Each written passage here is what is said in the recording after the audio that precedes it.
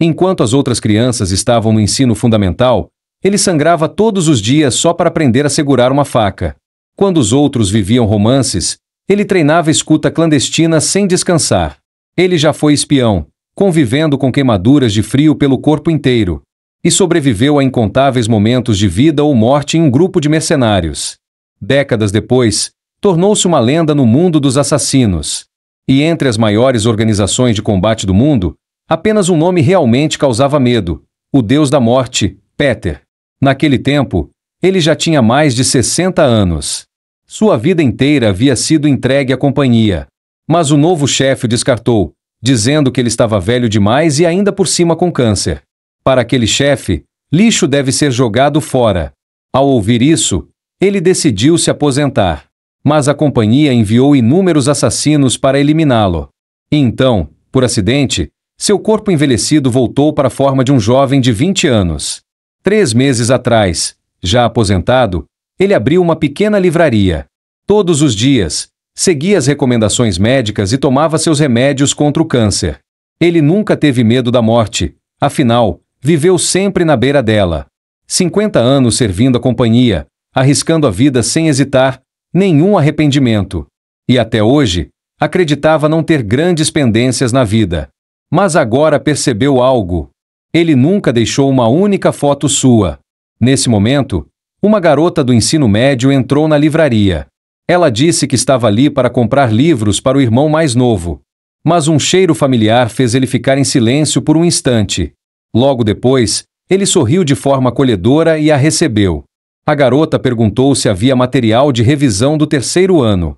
Mas enquanto ele procurava nas prateleiras, ela sacou silenciosamente uma adaga. Ele disse com calma: "Volte agora. Assim eu poupo sua vida." A garota ficou chocada. Como ele sabia? Ele respondeu friamente: "Minha vida inteira foi mergulhada em sangue. Acha mesmo que um pouco de perfume esconde o cheiro de morte na sua lâmina?" Com um único olhar, ela entendeu. O Deus da Morte Peter não era alguém que ela pudesse enfrentar. De repente, ele avançou sobre ela. Sabia que, quando uma missão falha, a companhia ativa imediatamente o plano B. Enquanto ela ainda pensava no que era esse plano B, 2 assassinos surgiram no alto da estante. Ela claramente não conhecia a regra da companhia. Quando a missão falha, até o executor é eliminado. Ele correu para o outro lado da estante.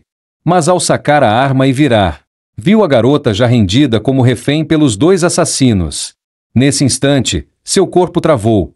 Um dos assassinos acertou um golpe surpresa. O assassino zombou: "Esse velhote aí é o lendário Peter?" Então Bea Shaoren apareceu por trás e disse friamente, mesmo com feitos incomparáveis e fama suprema: "No fim, você ainda perdeu para o câncer." Ele perguntou qual era o motivo para quererem matá-lo. Bea Shaoren respondeu sem rodeios: "Assim que você aparece, dezenas de milhares de assassinos começam a caçar você. Porque a recompensa pela sua cabeça é de 7,6 bilhões. E esse valor era exatamente o que ele juntou em toda uma vida arriscando a própria morte. Bea Shaoren riu como um lunático. "Senhor, depois que morrer, esse dinheiro vai cair na mão de outro. Então o senhor precisa morrer pelas minhas mãos." Uma chuva de socos caiu sobre ele. Ele foi arremessado violentamente para longe. Bea Shaoren achou que ele tivesse desmaiado. De repente, ele ergueu a mão e entregou um presente, uma granada de clarão de alta potência. A livraria inteira explodiu em luz. Usando o conhecimento do terreno, ele escapou. Os assassinos concluíram que Peter perdeu sangue demais para ir longe. Ele caiu sob um escorregador no parque, com o abdômen perfurado por uma bala enquanto protegia a garota. E contra o câncer, ele já não tinha forças para lutar. Após 50 anos servindo a companhia, nunca buscou riqueza ou luxo. Ele não entendia por que precisava terminar dessa forma. Ele se recusava a morrer assim, e aqueles 7,6 bilhões não podiam ser perdidos, pois seriam a herança deixada para a pessoa que amava. Mas, mesmo com tanta indignação, seu corpo moribundo não conseguia mais se mover.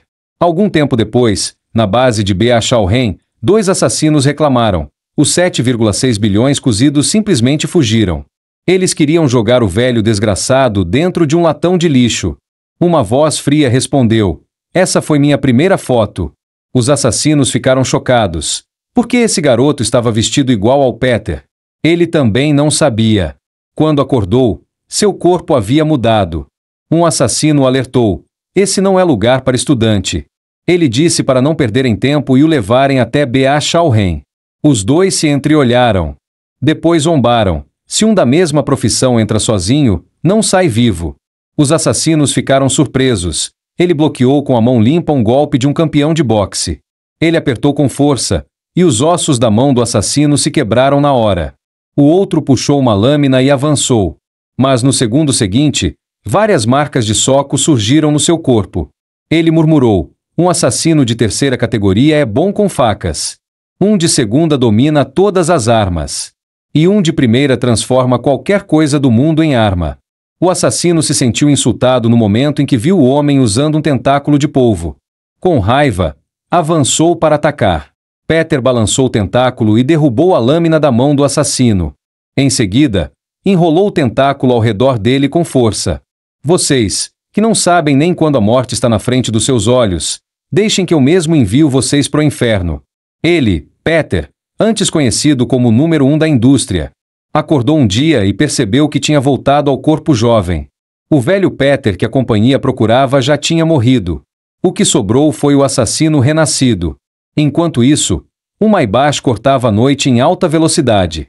B.A. Shaohen sabia que a companhia logo emitiria a ordem oficial de caça a Peter.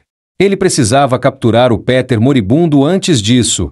Ao mesmo tempo, Peter deixou a base de B.A. Shaohen. Agora precisava lidar com aquele careca. Ele entrou no banheiro, chamando a atenção de todos ao redor. Olhou para o espelho, sem acreditar no que via. O ferimento que atravessava seu abdômen tinha desaparecido. Até a dor causada pelo câncer sumiu. Ele realmente tinha voltado a ser jovem. Como aquilo era possível? Ele não sabia a razão, mas tinha certeza de uma coisa: ninguém o reconheceria agora. Antes de seguir com a missão, precisava de uma roupa nova. Foi então que viu dois brutamontes fumando e conversando tranquilamente em uma área proibida. Ele se aproximou, pediu desculpas e perguntou educadamente se poderiam fumar lá fora. Mas os dois xingaram sem parar e mandaram ele sumir antes que morresse. Estavam certos. Ele não devia perder tempo com gente assim. Então resolveria rápido. Andou calmamente em direção aos dois que soltavam fumaça. Ele queria mostrar o que acontece quando alguém desrespeita um idoso. Um deles levantou a mão com desdém. No instante seguinte, dois socos pesados acertaram seu corpo. Sua traqueia afundou na hora. O outro, apavorado, perguntou: quem é você? Peter não o conhecia, mas reconheceu a faca na mão dele, bala de canhão, e viu que estava segurando do lado errado. Segurando daquela forma, ele cortaria os próprios dedos ao tentar atacar. O brutamonte rugiu: quem disse que eu ia balançar a faca? Mas Peter sabia: quem pretende golpear não estica o braço totalmente. Humilhado, ele tentou atacar. Peter derrubou a faca com facilidade e virou a lâmina contra ele. Mas não acertou. Se quisesse matá-lo, ele já teria morrido 3 vezes. Aterrorizado, o homem repetiu: quem é você? Peter esmagou sua clavícula e avisou friamente: se você soubesse o que eu realmente faço, teria que morrer aqui. Mais tarde, ele descobriu que os 76 bilhões da sua conta haviam sumido. Ele tinha deixado claro que ninguém podia tocar naquele dinheiro. Era herança destinada à pessoa que amava. Muito bem. Então eles realmente queriam romper com ele? Atrás dele, as crianças conversavam animadas sobre terem ganhado bolsas do Clube Glória. Ele cresceu no orfanato glorioso, antes administrado em pequena escala por um grupo religioso. 50 anos depois, aquilo virou uma mega corporação influente em todos os setores. Usando a máscara do Clube Glória, cometia inúmeros crimes escondido. E por ter dedicado sua vida inteira àquela empresa, ele mesmo deveria destruí-la.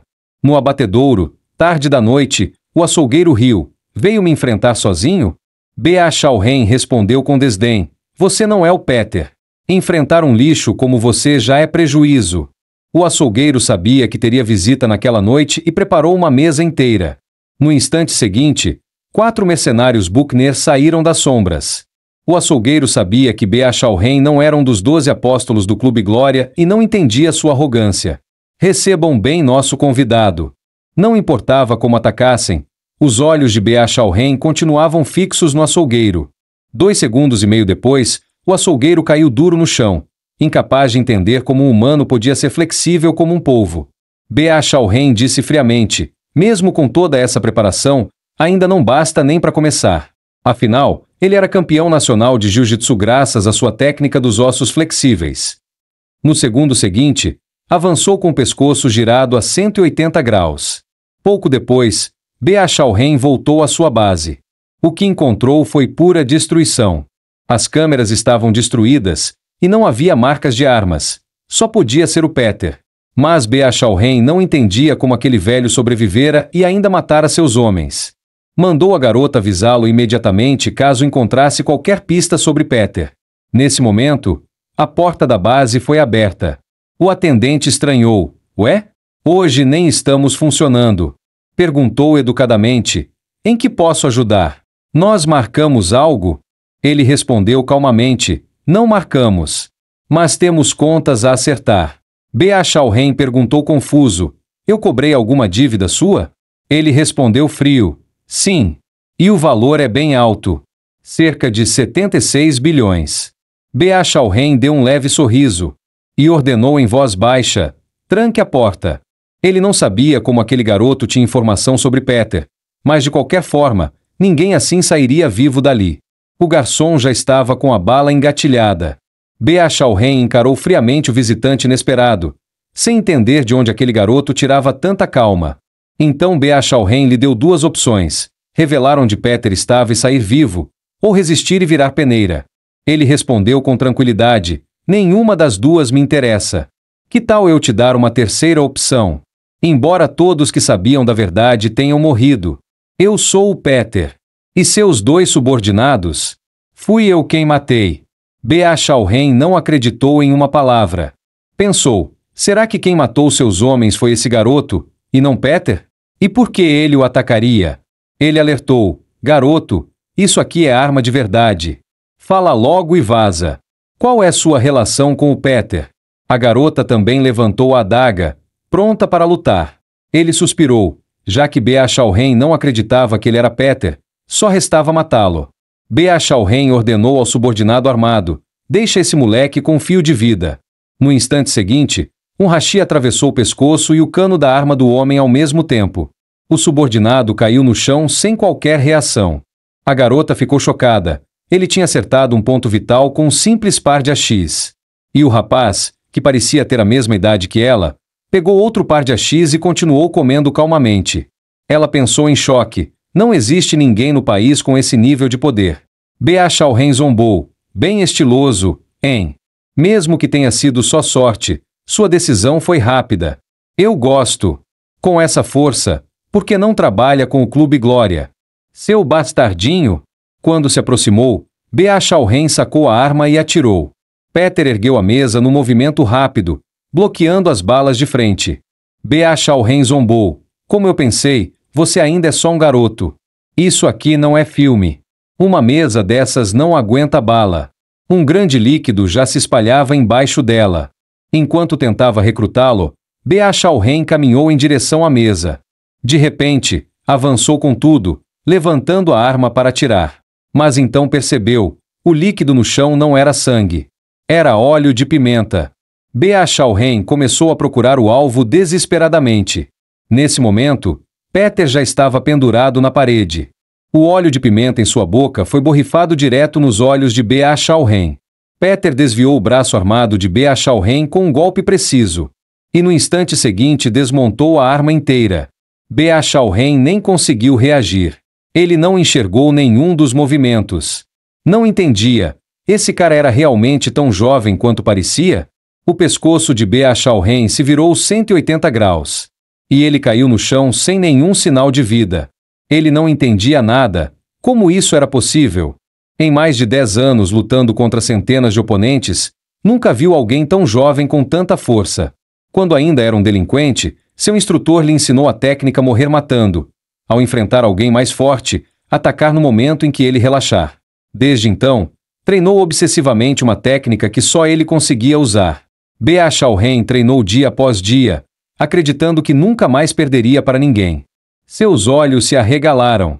Ele agarrou com força a perna à sua frente. E usou sua técnica final, sua técnica de morte certa. B.A. Shaohen rugiu. Faço isso há mais de 10 anos. Já vivi mais do que você pode imaginar. Hoje eu te mato, seu moleque. Uma voz calma elogiou. Aguentou bem até agora. B.A. Shaohen olhou para cima e viu o alvo ileso, parado ao lado. Só então percebeu que tinha estrangulado seu próprio subordinado por não enxergar nada. B.A. Shaohen trabalhava nesse ramo há mais de 10 anos. E sabia perfeitamente que morreria nas mãos daquele homem. B.A. Shaohen finalmente percebeu que a força daquele homem superava até o auge de sua juventude. Desesperado, tentou negociar. B.A. Shaohen agarrou a garota ao lado. Leve ela. Mesmo sem muita experiência de combate, pode ter algum uso. Peter respondeu calmamente, como esperado de alguém do Clube Glória, reação rápida. B.A. Shaohen soltou um suspiro de alívio, acreditando que ele havia aceitado. Então está fechado. Ao ouvir isso, B.A. Shaohen correu para a porta, planejando investigar esse garoto e matá-lo depois. Mas então ouviu a voz atrás dele revelando o verdadeiro sentido da tática de morte. No instante em que você acha que venceu e vira as costas ao inimigo, já está perto da morte. Aquela frase era exatamente o que seu instrutor lhe dizia anos atrás. Um segredo impossível surgiu na mente de B.A. Shaohen. Naquele jovem, ele viu a sombra do seu instrutor, Peter. Peter perguntou, lembra do que eu acabei de dizer? Quem descobre quem eu sou? Não vive. O número 1 do país em Jiu-Jitsu, B.A. Shaohen, foi estrangulado até a morte. Diante do deus da morte, Peter, ele não tinha qualquer chance. Momentos depois, em um dos prédios do Clube Glória, um assassino relatou, B.A. Shaohen foi confirmado morto. As câmeras foram destruídas e não encontramos nenhum vestígio. Um velho moribundo, baleado, limpa todas as pistas em um dia e mata 4 assassinos treinados. Interessante. O homem ordenou, a partir de agora, emita uma recompensa nível SSS. Caçem o Peter. Na rua movimentada. Todos levantaram a cabeça para a enorme tela digital. O velho Peter virou o alvo de doações. Ele sabia muito bem, aquilo era só um disfarce para uma ordem de captura. Mas ele não esperaria que viessem atrás dele. Ele mesmo iria atrás deles. Para destruir a Companhia Glória, ele precisava de um aliado, e já tinha alguém em mente. Porém, aquele sujeito feroz como um lobo era complicado de lidar. Tarde da noite, Peter chegou a um banheiro público isolado. Cada vez mais gente aparecia por ali. Ele lembrava que havia um mecanismo escondido naquele lugar. Entre negócios ilegais e noites quentes, encontrou o ponto, exatamente ali. Ele conseguiu abrir o caminho secreto.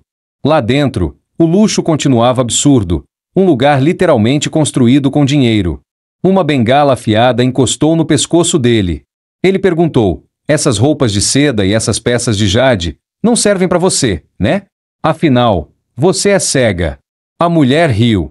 Quem diria, depois de tanto tempo quieta, parece que hoje vou voltar ao meu antigo trabalho. Mesmo sem enxergar, o olfato dela era extremamente aguçado.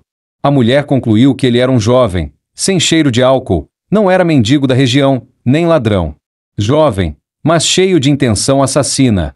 Ela perguntou com frieza, foi a Glória que te mandou? Seus ataques eram incrivelmente rápidos. A mulher zombou, o ratinho até que sabe desviar, hein? Esse papel de parede é caro, viu? Ele começou a pensar, será que ela realmente não enxergava? Embora a mulher fosse forte, ele não queria mais perder tempo lutando com ela. A mulher não imaginava que alguém tão poderoso ainda existisse ao alcance do Clube Glória. Mas ela não sentiu nenhuma intenção assassina vinda dele. Ele pensou que não queria sujar as mãos matando uma pessoa com deficiência. Porém, o conflito entre ela e a Glória só poderia terminar com um dos dois morto. A mulher gritou, Maiken, ataque ele.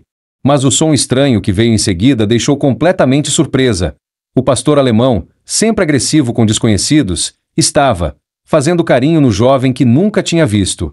Depois de ouvir a explicação de Peter sobre ter rejuvenescido, a mulher o examinou com as mãos, incrédula. A pele era macia, e o cheiro típico de um idoso havia sumido. Ela ficou chocada. Algo assim poderia mesmo acontecer? A mulher deitou no chão e perguntou se ele tinha morrido naquela posição. Ela estava ansiosa para testar. Em seguida, quis saber qual tinha sido o método da morte: tiro, corte de faca ou veneno. Depois de levar 2 petelecos dele, finalmente ficou quieta. Ela perguntou: Senhor, vai enfrentar a glória sozinho? Como pretende fazer isso? Ele respondeu que entraria no olho do tufão. Ela franziu a testa, sem entender o significado. Ele sabia que a glória estava desesperada para capturá-lo. E a única forma de acessar e abalar o interior da organização era tornar-se um assassino do Clube Glória. A mulher não entendeu. Mas que absurdo é esse? Até que percebeu, ninguém reconhecia o Peter jovem. Se esse Peter rejuvenescido entrasse como assassino no Clube Glória, seria ele próprio, Peter, quem iria formular o plano para capturar ele mesmo. Ela comentou: Senhor, você é realmente assustador. Mas acreditava ser impossível, pois apenas quem veio do orfanato Glória podia virar assassino do clube. O Peter antigo realmente veio do orfanato Glória, mas o Peter jovem agora era considerado um forasteiro, então não poderia se tornar um assassino da Glória. Porém, ele sabia que havia outro método. 2 dias depois, ele chegou ao colégio particular administrado pelo Clube Glória. As garotas estavam animadas, comentando que finalmente havia um garoto bonito na escola. O plano dele era claro: entrar no novo Colégio Glória usando um novo nome, Kim Sung-gu. As garotas o chamaram Kim Sung-gu, vamos para o auditório. Por fora, a escola parecia completamente comum. Mas seu verdadeiro propósito era treinar assassinos, operando em segredo a turma avançada de assassinos. E entrar nessa turma era a única forma de ele se tornar um assassino da Glória. O auditório estava cheio de barulho e confusão. A mulher no fone sabia que a turma só aceitava alunos vindos do orfanato Glória. Perguntou como ele pretendia entrar. Ele sabia que só existia uma situação rara capaz de chamar a atenção deles. Subiu ao palco e começou a apresentação. Sou Kim Sung-gu, o aluno transferido. Meu hobby é brigar. E eu brigo bem. E eu sou um assassino. O auditório inteiro ficou em choque, encarando ele em silêncio.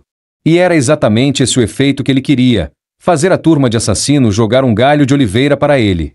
Ele ainda completou dizendo que queria se tornar o melhor aluno, um assassino estudioso. Nesse momento, um brutamontes abriu caminho no meio da multidão. Ele sabia que o peixe tinha mordido a isca. O cara perguntou: Você seduziu a Yejin? Ele não fazia ideia do que estavam falando, mas a cena era perfeita para chamar atenção. Jang Seo amou apenas uma mulher por anos. Hoje era o 22º dia de namoro com a namorada, Oh Yejin, e ele era conhecido como o homem mais apaixonado da Escola Glória. E hoje também se tornou o homem cuja namorada foi roubada pelo transferido Kim Sung-gu. Jang Seo queria vingança, o homem que dominou o distrito de Mapo com os punhos. Sentiu a presença da morte pela primeira vez na vida. Achando que ia morrer, pediu desculpas a Yejin, dizendo que não conseguiu protegê-la. Mas o soco não veio, ele só levou um peteleco na testa. Jang Seo caiu sentado no chão. Um professor correu, gritando: Como vocês ousam brigar num campo sagrado? Ele perguntou: Garoto, o que o seu pai faz? Ele respondeu que provavelmente já estava morto. O professor pediu desculpas, mas mesmo assim o arrastou para longe. Os membros da turma de assassinos, observando lá do alto, acharam o transferido interessante. Eles começaram a discutir se deveriam eliminar aquele novato insolente. No meio da multidão, Chae Seong ficou em choque. Não entendia por que aquele homem estava ali. Ele queria destruir a escola? No horário do almoço, Seong ouviu alguém chamá-la. Tem alguém sentado aí? Os colegas estavam animados demais. Então eu vim me esconder. Ele perguntou: Seong, por que você está aqui? Chae Seong ficou sem jeito e disse que não tinha apetite. Mas ele reparou que o prato dela estava bem cheio. Seong lembrou daquele momento, quando ele perguntou se ela queria continuar viva. E que, para sobreviver, ela precisava dizer que aquele homem matou todos ali. Ela perguntou: Eu cumpri o acordo com você, então por que ainda veio atrás de mim? Você veio me eliminar? Por sua culpa virei alvo de vigilância da empresa. Você sabe o quanto isso está me destruindo? Ele disse que não estava ali para pegá-la e que essa pressão era parte do preço. Afinal, foi graças a ele que ela estava viva, sentada ali almoçando. Seong falou direto: Você não faz ideia do quão assustador é esse lugar. Você nem sabe quem eu realmente sou. Acha que um estranho como você pode fazer o que aqui? Ele sorriu. É só me ajudar. Você já embarcou no mesmo barco que eu, lembra? Ela murmurou. Por que eu ajudaria você? Ele respondeu, frio. Conto com você daqui pra frente. Li Yuna. Li Yuna congelou. Como ele sabia seu nome verdadeiro? Mas quando virou, ele já tinha sumido. O festival esportivo começou como previsto.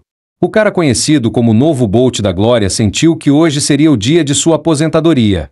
Tudo por causa do novo transferido. Depois de ser destruído, o garoto se encolheu num canto e chorou. Depois veio o teste de visão. Os alunos ficaram chocados. O transferido devia ter crescido no deserto, porque enxergava. Depois, na aula avançada de descascar frutas, ele pegou a faca, um pouco enferrujado, mas conseguiu esculpir um coelhinho. No intervalo, 3 delinquentes debocharam do professor.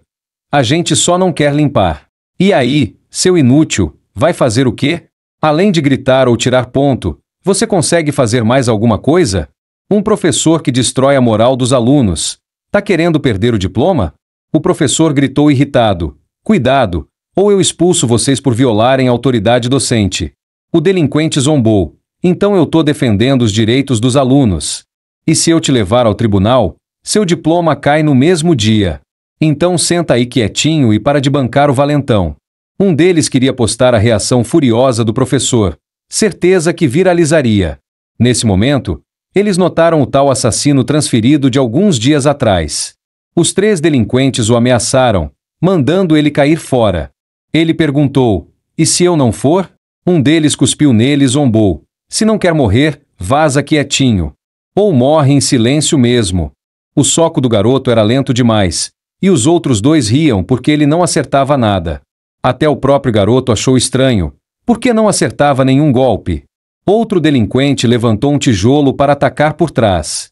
No segundo seguinte, o tijolo virou pó.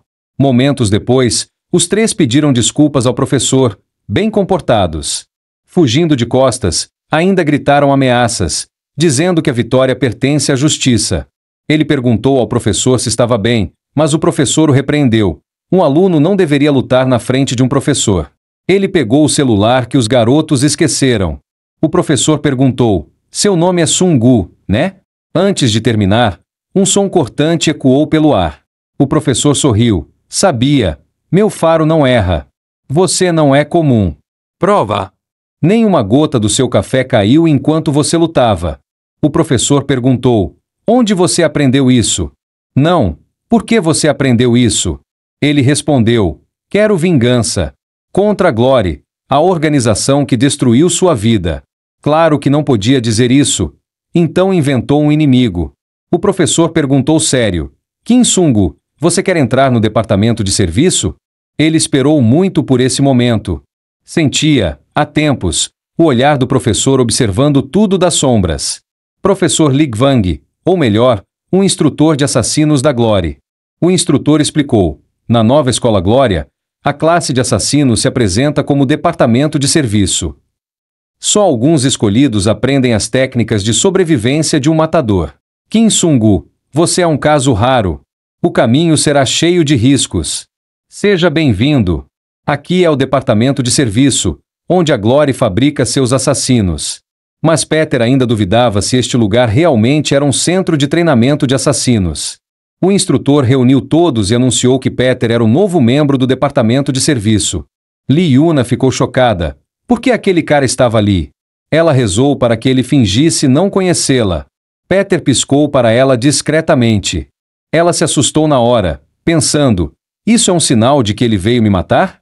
Peter se apresentou, achando inacreditável que um lugar tão comum fosse, na verdade, uma base de treinamento de assassinos. Então 2 alunos apareceram para provocar. Não importa se você é Kim Sungu ou Kim Sun-Rock. Aqui só entra quem veio do orfanato Glória. Como o instrutor aceitou alguém que entrou pela porta dos fundos, eram os irmãos do Gol, turma 58, do Gol irmão, mestre em velocidade, e do Gol caçula, especialista em força bruta. Peter ficou sem palavras. Afinal, ele era instrutor da turma 1 do mesmo orfanato. O instrutor sugeriu fazer uma pequena festa de boas-vindas. Os alunos se animaram e disseram que fariam um chá de frutas, usando a carne do novato como ingrediente. Os irmãos do Gol empurraram a multidão e foram receber Peter pessoalmente. Li Yuna tentou impedir, preocupada com a segurança deles.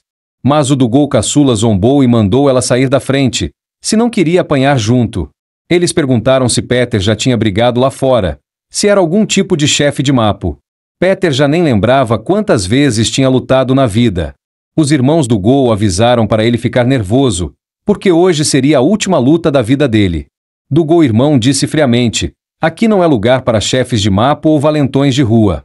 Gente assim nunca vai entender por que arriscamos a vida. Do Gol caçula continuou: a gente faz isso para se tornar como ele, o assassino mais forte do mundo. E o ele de quem falavam era ninguém menos que o apóstolo Peter. Por isso os irmãos do Gol detestavam qualquer um que entrasse pela porta dos fundos. Os três tomaram distância um do outro. Peter nem se deu ao trabalho de ouvir as provocações e apenas disse para virem juntos. Os irmãos do Gol sentiram que ele realmente não sabia o próprio lugar. Eles gritaram: você, privilegiado, nunca vai entender o peso que nossa vida teve. Mas os 65 anos de Peter foram mais pesados que os de qualquer um ali. Minutos depois, os alunos começaram a elogiar os irmãos do Gol. Diziam que o transferido não aguentou nada e fugiu assustado. No momento em que Peter saía, ouviu alguém chamá-lo. Li Yuna perguntou: você está menosprezando o departamento de serviço? Ela havia observado tudo com atenção. E percebeu que, durante a luta, Peter não colocou força em nenhum golpe. Peter insistiu que lutou com tudo, mas Li Yuna sabia que era mentira. Porque os três estavam em estados completamente diferentes. Peter não tinha nem uma gota de suor. Li Yuna questionou: por quê? Você invadiu esta escola, escondeu sua força. O que está planejando? Qual é o seu objetivo? Peter não respondeu, apenas olhou para ela. Depois disse que era hora de ir jantar no refeitório. Li Yuna ficou sem graça. Era meia-noite. Enquanto isso, no terminal rodoviário da cidade A, um motorista de ônibus comemorava porque alguém pagou 1 milhão para fretar o veículo. Mas algo estava estranho. Ele tinha recebido uma reserva para um grupo. Então por que só havia um passageiro? Ele perguntou onde estavam os outros, e o cliente disse que veio sozinho. Mas trouxe muitas malas.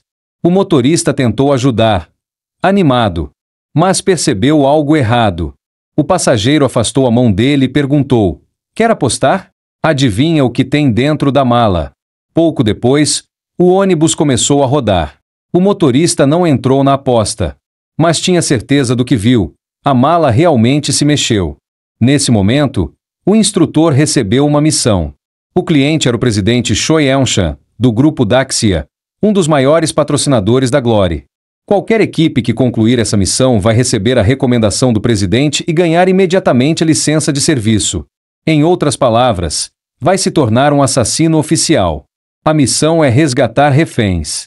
Sequestros de estudantes têm acontecido direto. E entre as vítimas está o único filho do presidente Choi. Um aluno perguntou: não era só chamar a polícia para achar o filho do presidente? O instrutor explicou que o presidente Choi queria vingança pessoalmente. Assim começaram as inscrições. Quem não for terá que treinar por mais 2 anos para virar assassino. Nesse momento, uma voz zombou: beleza, apodreçam aqui para sempre. Os irmãos do Gol levantaram a mão imediatamente. De repente, eles viram algo engraçado e começaram a rir. Porque o tal Kim Sung-gu, o cara que entrou pela porta dos fundos, e o covarde também se inscreveram. Logo, só os voluntários ficaram na sala. Mas o instrutor não tinha pressa nenhuma. Ele mandou todo mundo ir se divertir primeiro. Peter achou estranho. Será que iam fazer um resgate de refém num parque de diversões? Os irmãos do Gol não entendiam nada. Por que a gente tem que usar biquíni num parque de diversões? Li Yuna suspirou e mandou eles virarem a cara de volta. O instrutor revelou que esse era exatamente o local onde o filho do presidente Choi foi sequestrado. A missão: resgatar o refém e derrotar os sequestradores. A única pista era o último lugar onde o garoto foi visto, um setor chamado Mundo Azul. Se ele está vivo ou morto, ou onde está agora, ninguém sabe. O lugar é enorme. Mas Li Yuna achou estranho. Kim Sung-gu parecia agir como se já soubesse tudo. Um funcionário do parque pediu desculpas, dizendo que a atração só podia ser usada com reserva online. Como era a primeira vez deles num parque, claro que não sabiam disso. Do-Gol caçula perguntou a Lee-Yuna: "Você veio para brincar? Até fez reserva?" Zero instinto de assassina. Em poucos segundos, os irmãos Do-Gol já estavam brincando. Eles experimentavam coisas que nunca tinham visto antes, e Lee-Yuna comentou que eles estavam se achando muito. O dono do estande de tiro dizia que era fácil e que estava até perdendo dinheiro. Mas por dentro ele sabia que os dois otários nunca iam acertar. Ele tinha colocado peso escondido nos brinquedos. Com esses dois, hoje ele ia embora cedo. Lee-Yuna ficou insegura. Era a primeira vez usando uma arma falsa. Segundos depois, o dono ficou de boca aberta. Ele realmente ia encerrar o expediente mais cedo. Ele observou alguns pontos do parque de diversões. Todos estavam empolgados. Provavelmente era a primeira vez deles ali. Afinal, eles também tinham passado por um passado parecido com o dele. Era uma das poucas chances, então tinham que aproveitar. Quem sabe quando poderiam rir tão livremente de novo. Lee-Yuna, escondida comendo às escondidas, finalmente lembrou da missão. Seu celular captou o sinal dos AirPods de Choi Eui-Jae. Choi Eui-Jae era o filho sequestrado do presidente, o que significava que ele podia estar perto. Mas havia algo estranho. Por que o sinal estava vindo do banheiro feminino? Ela decidiu dar uma olhada antes de pedir reforço. O banheiro não tinha nada de especial. Mas o sinal vinha exatamente daquela mulher. Para evitar confusão, ela perguntou educadamente: "De onde você conseguiu esses AirPods?" A mulher gritou assustada. O namorado entrou correndo, e ela já disse que a louca tentou bater nela. Lee-Yuna tentou explicar desesperada que era um engano. A mulher disse ao namorado para não bater, só obrigar Yuna a pedir desculpas. Mas o homem ainda queria dar uns socos nela. De longe, os 3 alunos se perguntavam onde ela tinha ido, e os irmãos Do-Gol temiam que algo tivesse acontecido. Peter também não a viu, mas não acreditava que ela estava em perigo real. Lee-Yuna rapidamente colocou o homem em um mata-leão. Ela quase enfiou um pirulito na orelha dele. Mas percebeu que não podia fazer isso agora. Ela exigiu que a mulher contasse de onde tirou os AirPods. Perto dali, visitantes cochichavam sobre um cara bonito. Lee-Yuna correu até lá e explicou que rastreou o local pelos AirPods de Choi Eui-Jae. Parece que o alvo dela e o de Peter eram o mesmo. Em um parque lotado, há poucas formas de alguém desaparecer sem deixar rastro. E essa atração estava lotada o dia inteiro, mas ninguém entrava. A Casa Assombrada. Eles empurraram a porta da Casa Assombrada. Os irmãos Do-Gol disseram seriamente: "O jogo acabou. Fiquem atentos. Vocês dois, venham colados com a gente." Lee-Yuna mandou os 2 idiotas tirarem as mãos da roupa dela primeiro. Peter sentiu que algo estava muito errado. O lugar estava silencioso demais. Ele mandou todos se prepararem. A verdadeira missão estava começando. Metade da missão já estava concluída. Porque, desde o início, a missão deles era ser sequestrados. Nesse momento, o instrutor da Escola Glória correu para interromper a missão. O operador perguntou o que estava acontecendo. O instrutor acabará de saber que aquilo não era um simples treino. Park Sang-doo tinha aparecido. Ele já fora indicado para ser um candidato apóstolo, mas nem a Glória conseguiu controlá-lo, então foi expulso. O operador continuava confiante. Os alunos não eram idiotas, já tinham aprendido o necessário. O que poderia dar errado? Mas o instrutor sabia que aquele homem era outra história. O operador ficou em choque ao ver a perna protética do instrutor. Enquanto isso, dentro da Casa Assombrada, Peter e Lee-Yuna já estavam amarrados. Park Sang-doo disse: "Sabem, o remédio que derrubou vocês era clorofórmio, aquele famoso dos filmes. Mas normalmente a pessoa desmaia com a boca aberta. No colégio, o instrutor mostrou a perna artificial e disse sério: temos que pará-lo imediatamente. Park Sang-doo é cruel ao extremo. Se ele pegar eles, vai cortar as pernas deles." Nesse momento, o celular de Lee-Yuna tocou. Park Sang-doo viu o nome familiar e atendeu. O instrutor disse com voz gelada: "Se você tocar em um fio de cabelo deles, eu acabo com você, nem que seja a última coisa que eu faça." Park Sang-doo respondeu animado: "Quanto tempo, veterano Gwan-gi? Não fala assim comigo. Ou você tá com medo que eu transforme eles em aleijados?" Igual você? Ele riu. Vamos apostar?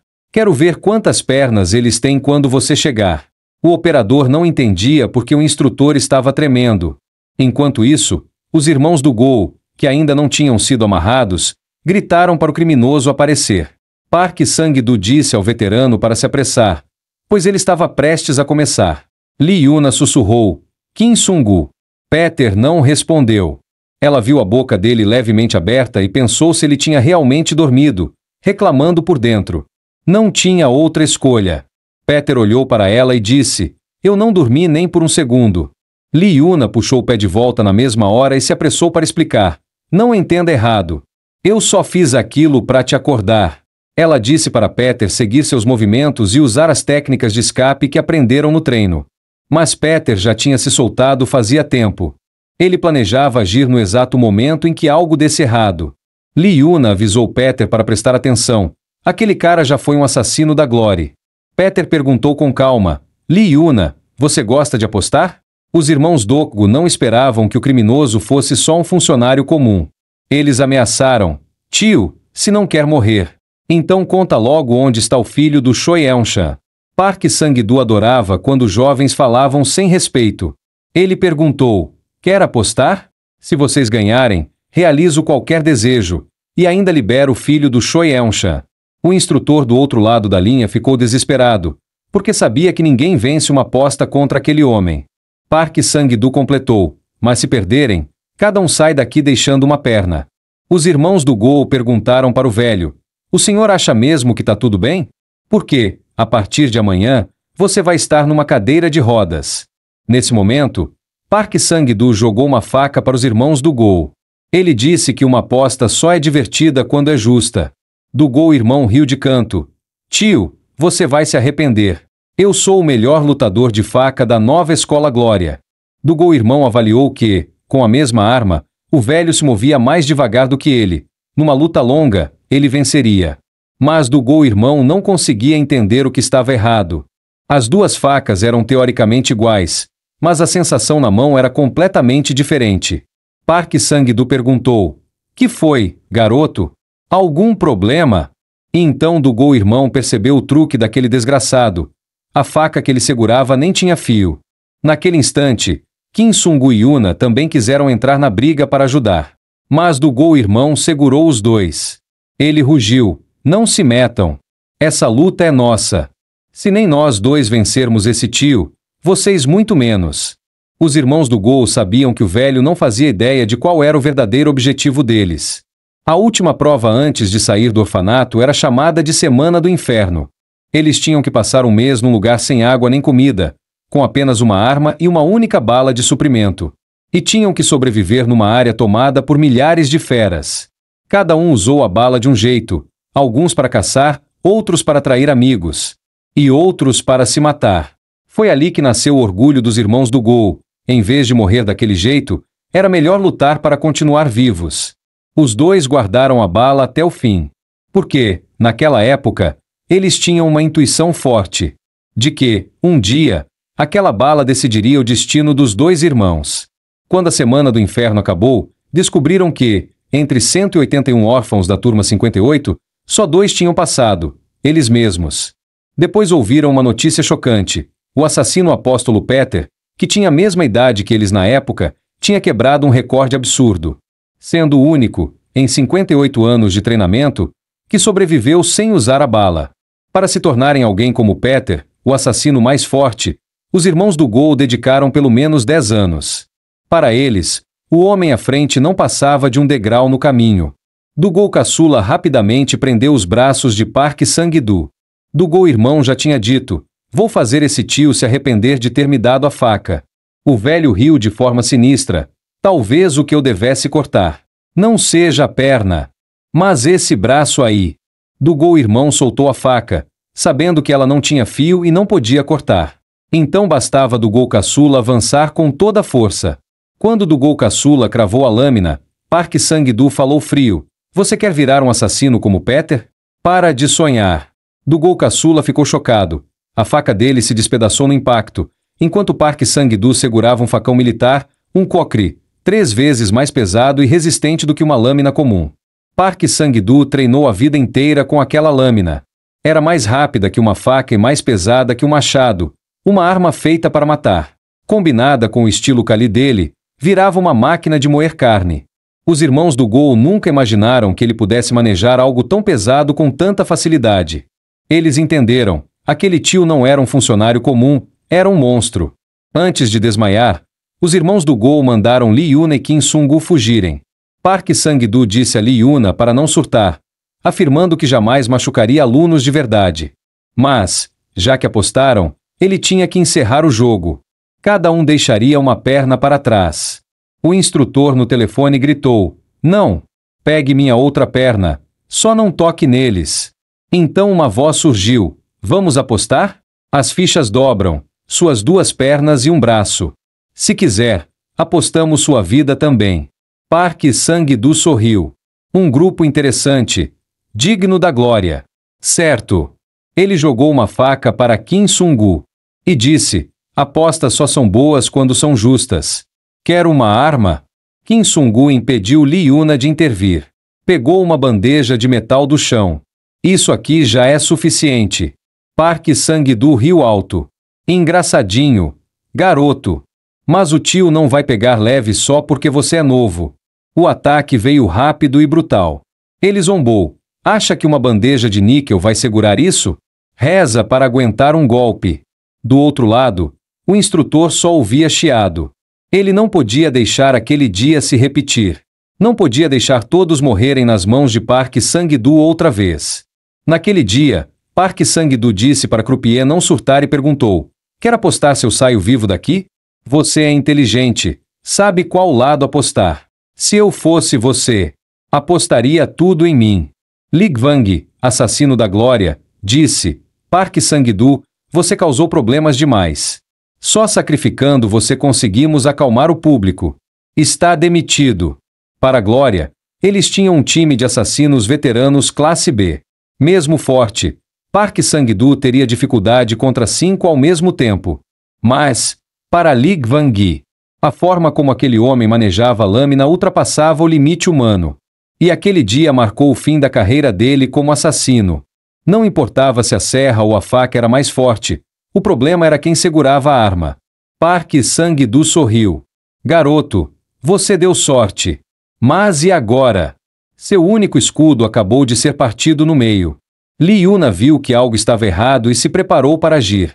A kukri não deveria ser tão afiada, mas era muito mais do que Sung-gu imaginava. Ele esmagou a bandeja com força. Lee Yuna ficou chocada. Aquilo não era um escudo, mas uma lâmina. Graças a Park Sang-doo, Sung-gu agora tinha uma arma poderosa. Park Sang-doo sorriu. "Então você não é um aluno comum, né?" Ele ficou surpreso por dentro. Coincidência? O último golpe dele tinha sido perfeito. Mas naquele instante, o garoto recuou. Ridículo! Não sabia onde ele aprendeu esses truques, mas não funcionariam ali. Se era sorte ou habilidade, descobriria agora. Ele começou com um golpe falso usando o casaco e seguiu com um ataque devastador.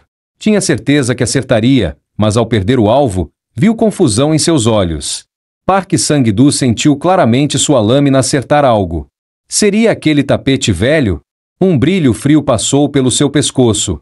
Ele recuou, assustado. Ele sabia que quase morreu ali. O cara apareceu atrás de Peter num piscar de olhos e cortou seu pescoço sem hesitar. Se Peter não tivesse bloqueado com a mão, sua carótida já teria sido aberta. Uma técnica tão precisa fez Park Sang-doo duvidar se aquele garoto era mesmo um estudante. Ele percebeu que a faca-bandeja não podia cortar roupas grossas e nem bloquear o kukri. Por isso o garoto mirou no pescoço exposto dele e se moveu numa velocidade que Park Sang-doo não conseguia acompanhar. Estudante ou não, aquele garoto era mesmo humano? Lee Yuna entendeu que, por causa do peso do kukri, tudo ao redor era destruído a cada golpe. Ser acertado significava a morte certa. Mas o tio estava mais lento que Peter. Ela concluiu que era pelo peso da lâmina. Se virasse uma luta de resistência, Peter venceria. De repente, um corte fino apareceu no rosto de Peter. Lee Yuna não esperava que ele fosse atingido. Park Sang-doo disse friamente: "Pra vaca, faca de açougueiro. Pra rato, Faca de matar rato.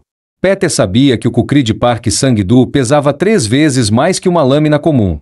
Já que o cara abandonou o peso. A velocidade já não era mais exclusividade de Peter. Os golpes de Park Sang-doo ficaram ainda mais brutais. Lee Yona ficou chocada. O tio parecia outra pessoa. Mas algo não fazia sentido. Aquele punção era feito para perfurar. Então por que Park Sang-doo só balançava aquilo? Park Sang-doo ajustou o ângulo, pronto para matar o garoto. Mas o golpe mortal parou no ar. Ele ficou atônito. Sua mão não se mexia. Peter perguntou calmamente: "O que foi? Sua mão não responde mais?" Park Sang-doo finalmente percebeu que o garoto não queria cortar seu pescoço. Desde o começo, o alvo real era a mão dele. Peter disse com calma: "Flexor, extensor, adutor, nervo mediano, radial, ulnar. Todos os músculos, nervos e ligamentos que sua mão usa para segurar algo. Eu cortei todos. Desde o início. Eu nunca tive a intenção de te matar." Park Sang-doo não conseguia entender. A pessoa diante dele não era estudante nem moleque. E ele não fazia ideia de quantas vidas aquele monstro já tinha engolido. Peter ergueu a bandeja e disse: "Você disse que uma bandeja de níquel-prata nunca venceria uma lâmina de aço. Então agora, no final, eu vou te mostrar o que realmente é um ovo contra uma rocha." A maioria das lembranças de Park era de quando sofria bullying. Aqueles caras rindo e até urinando nele. Ele imaginava todos os dias matar aqueles desgraçados. Mas nunca teve força nem coragem para reagir. Quando Park pensou em acabar com tudo, uma voz perguntou: "Quer apostar?" Essa frase fez o coração dele disparar. E as pernas fracas sustentaram seu corpo à beira do penhasco. Park nunca soube o porquê. Mas uma coisa era clara: apostar a própria vida. O deixava mais forte. Dopamina, serotonina e adrenalina explodiam. Toda aposta de vida ou morte trazia prazer e força. Ele ficou viciado nisso. E depois disso, Park venceu todas as apostas. Ele era o mais forte. Só que agora Park Sang-doo estava apanhando sem chance de reagir. De um garoto que mal parecia ter idade. Park Rugyu, a Jolha. Ou eu explodo tudo. O filho do presidente Choi Eu-chan tá dentro dessas malas. Se a granada explodisse, todo mundo morreria. Havia um cano de gás no teto. Park gritou: "Se não quer morrer comigo, ajoelha." Peter zombou: "Faz primeiro, depois ameaça." Peter avisou: "Eu já puxei o pino da granada. Se não quer morrer, morde ela com o queixo." Ameaça de verdade é assim que se faz. Os socos de Peter caíam um após o outro. "Nada mal tá mordendo melhor do que eu pensei." Peter recolocou o pino e levantou Park Sang-doo. Ainda não acabou. Park gritou: "Eu não queria chegar a esse ponto." Lee Yuna ficou surpresa. O que ele ia fazer agora? Mas Park Sang-doo apenas se ajoelhou e implorou: "Só, considera empate." Nesse momento, o instrutor chegou. E presenciou algo inacreditável. O arrogante Park Sang-doo agora implorava de joelhos. O filho do presidente Choi Eu-chan e os demais sequestrados foram resgatados. E Park Sang-doo foi levado para a sede da Glory. Lee Kwang-yi ainda não conseguia acreditar. O pesadelo que destruiu sua carreira de assassino estava morto. E quem conseguiu isso foram aqueles garotos que ainda eram estudantes. Mesmo tendo notado vários detalhes suspeitos. Já que o próprio envolvido negou tudo, ele não tinha mais o que dizer. Depois dessa missão, os 4 foram promovidos como assassinos oficiais. Mas os irmãos do Gol reclamaram: "A gente capturou um assassino presumido de nível S, e mesmo assim só deram licença de nível D pra gente." Quando as portas do elevador se abriram devagar, 2 homens enormes, de cabelos longos, apareceram na frente deles. Os irmãos do Gol acharam que tinham entrado no lugar errado e tentaram fechar a porta pedindo desculpas. Mas uma mulher saiu naquele momento e disse: "Estamos esperando por vocês." Os irmãos do Gol rapidamente abriram a porta de novo. "Somos nós que você está esperando." A mulher explicou: "Como vocês salvaram o jovem mestre Eujai do grupo Daxia? O presidente pediu que tratássemos vocês muito bem." Depois do jantar, ela levou todos para fazer ternos personalizados. E depois os guiou até o palco principal preparado para hoje. "Nosso grupo Daxia é a empresa militar mais avançada do mundo e fornece armas de combate para os assassinos da Glory. para comemorar a nomeação de vocês como assassinos oficiais. O presidente disse que podem levar quantas armas quiserem. Os irmãos do Gol responderam com orgulho: quando foi que precisamos de armas de fogo? Para nós, isso aqui já é o bastante. A mulher suou frio. Tá bom, eu mando por correio. Nesse momento, Li Yuna percebeu uma valiosa lâmina de damasco, e até uma de aço S30V. Ela também queria pegar uma, mas lembrou que naquele dia não fez absolutamente nada, então não tinha direito a receber algo tão precioso. A mulher perguntou: Senhor Kim Sung-gu, já escolheu? Peter pegou apenas uma caneta tinteiro, pensando que já tinha usado quase todas as armas dali. De repente, o telefone da mulher tocou. Parecia que ela recebeu uma ordem. Então disse: Senhor Kim Sung-gu, por favor, venha comigo até a sala do presidente. Logo, ela cumpriu a tarefa e levou Peter até o presidente. O presidente Choeu-chan, do grupo Daxia, sorriu. Bem-vindo, Kim Sung-gu. Eu queria muito te conhecer. Peter perguntou, confuso, por que me chamou aqui? Choi respondeu com calma, não se preocupe, não tenho más intenções. Ou talvez você fique um pouco preocupado. Choi então perguntou, Kim Sung-gu, por que você é exatamente igual ao Peter? Em 1978, o filho do presidente do grupo Daxia, Choeu-chan, foi sequestrado por agentes do país H, exigindo que Daxia entregasse seu projeto de míssil. O presidente pediu ajuda ao país F, solicitando que enviassem suas forças mais elites, incluindo a Força Delta, para a cidade B. Mas o país H era poderoso. A Força Delta foi totalmente exterminada dentro do território H. Sem alternativa, o presidente foi até a Sagrada Capela da Glória. Ele implorou ao padre para salvar seu filho, dizendo: o grupo Daxia atenderá qualquer pedido seu. Por favor, envie o mais forte entre os 12 apóstolos para resgatar meu filho. O padre respondeu calmamente: tudo acontece conforme a vontade do Senhor. Portanto, reze. Porque o míssil do Senhor já tinha chegado na cidade B. O presidente perguntou: ele realmente consegue? 3 unidades especiais já foram aniquiladas. Mesmo sendo um apóstolo, o que um homem sozinho pode fazer? O padre o interrompeu: ele consegue. Mesmo sozinho, consegue. Porque meu filho é o mais forte. Os soldados de H ficaram chocados. Como aquele homem entrou?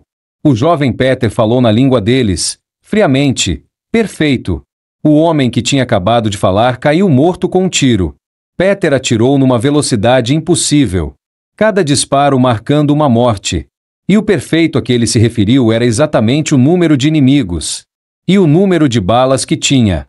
Então o homem saiu do vagão da frente e gritou: largue sua arma se não quiser que eu estoure a cabeça do jovem mestre. Coloque a arma no chão agora. Aquele soldado do país H já tinha ouvido boatos sobre o monstro que entrava sozinho em qualquer batalha, e sempre voltava vivo. Aquele monstro era o apóstolo Peter. Peter gritou de repente: Eu-chan. Quando eu disser 3, abaixe a cabeça. O oficial berrou: fala o idioma do país H, idiota. Peter já estava no 2. No 3, uma moeda brilhou em sua mão. E voou como um projétil, perfurando a testa do homem. Peter disse em H-língua: calmo, descanse em paz, Tenente-Coronel Eugênio Andreiel, do Escritório de Inteligência Exterior. O jovem Eu-chan jamais esqueceria quem o salvou. E carregaria essa gratidão por toda a vida. Mas Peter corrigiu: não vim salvar você. Vim salvar o futuro da Daxia. Levante-se. A estrada para casa é longa. Graças a Peter, Eu-chan viveu. 40 anos depois, ele ainda lembra daquele rosto. Perguntou se Peter era neto do apóstolo. Peter ficou sem palavras, fazia anos que não se sentia tão tenso. Aquele garotinho frágil virou alguém poderoso. Ao saber que Peter escolheu só uma caneta no arsenal, Choi disse: não posso deixar o neto dele sair assim. Aceite este presente. Este é o Saint Petrus V4 joia tecnológica que seu avô recuperou. Alcança 527,21 km/h e fica invisível a GPS e qualquer rastreamento. Peter disse que não precisava. Os irmãos do Gol resmungaram: que infantil. Perguntaram: dá para devolver? Claro que não. Peter não entendia porque Yona ainda estava parada. E mandou ela entrar no carro. Os irmãos do Gol começaram a reclamar de novo. O instrutor Lig Van Gui ligou. Os veteranos querem conhecer vocês. Faz 4 anos que ninguém é contratado assim. Mostrem energia jovem. Peter reduziu a velocidade para que eles acompanhassem. O instrutor anunciou: o novato monstro chegou. Ali era o capítulo Gangseu do Clube Glória e a Capela Eugion. Os irmãos do Gol suspiraram. Ser famoso cansava. Peter viu que estavam animados. Então vamos entrar. É aqui que caem as revelações? Onde os assassinos recebem missões do nível deles. Sua revelação. Os assassinos precisavam orar diante do padre. O padre abençoava os irmãos, desejando vitória em todas as batalhas. Yona finalmente entendeu, era assim que assassinos de verdade recebiam missões. Peter também percebeu que era o processo dos de nível baixo. Os irmãos do Gol olharam animados para a revelação dada pelo padre. Mas havia apenas uma palavra: lutar. O padre sorriu. Não damos missões para novatos.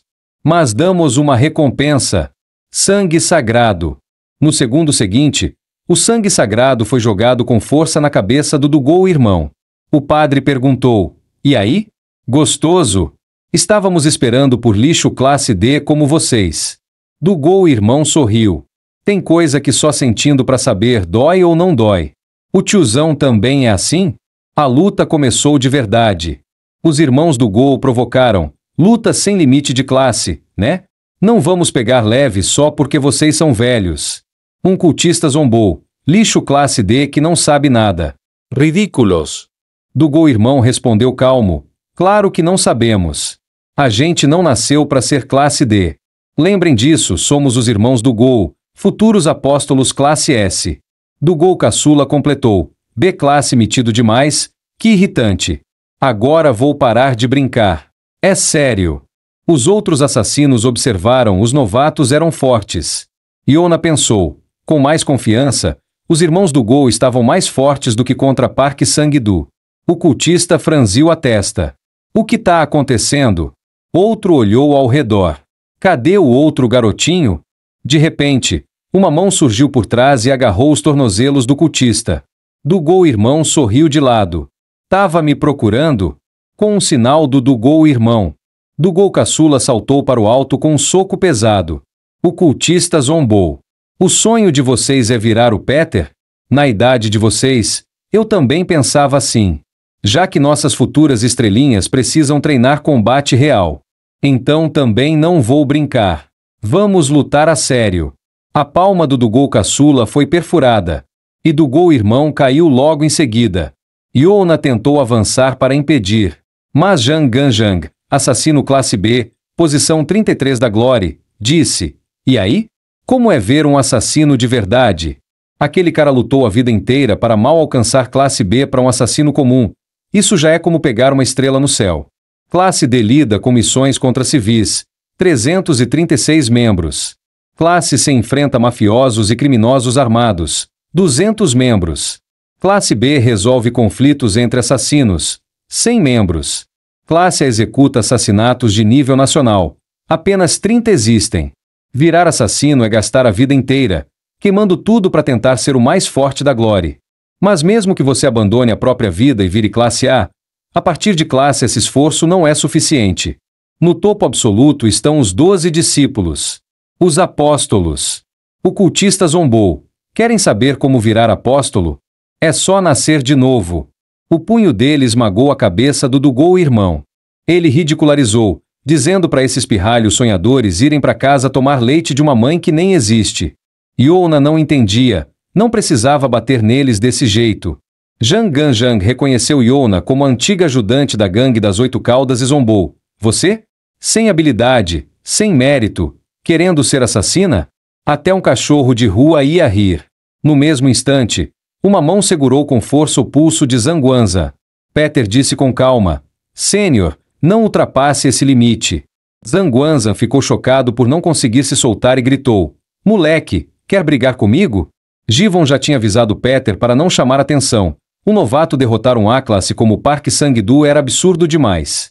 Com a experiência de um veterano, era questão de tempo até a Glória desconfiar de Peter. Isso arruinaria todo o plano. Se quisesse pegar a Glória de surpresa, ele tinha que se esconder como um D-classe. Zanguanzan berrou. Um adulto está falando. Não seja insolente.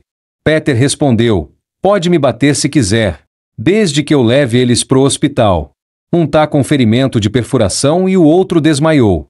Se não forem agora, vai dar ruim. Peter falou com sinceridade. Por favor, sênior. Zanguanzan sorriu de canto. Certo, vamos fazer do seu jeito. Mas completou dizendo que antes eles deviam entregar as licenças. E zombou. Quando vocês crescerem, venham buscar de volta. Os 4 saíram da capela todos desajeitados. Irmão Doco resmungou. Que diabos foi isso? Se a licença tivesse sumido, o instrutor Gvankvi ia arrancar o cabelo deles todinho. Irmão Doco pediu desculpas a Li Yuna e Kim Sungu, dizendo que não conseguiu protegê-los. Disse que, como capitão, deveria mostrar só seu lado mais estiloso. Peter colocou o capacete nele. Bora, capitão. Hora de comer. A moto cortou a estrada em alta velocidade. Li Yuna perguntou a Kim Sungu, como a gente faz para ficar mais forte? Peter retrucou, para que perguntar uma bobagem dessas? Li Yuna ficou surpresa. Você não liga? As licenças foram roubadas assim, sem mais nem menos.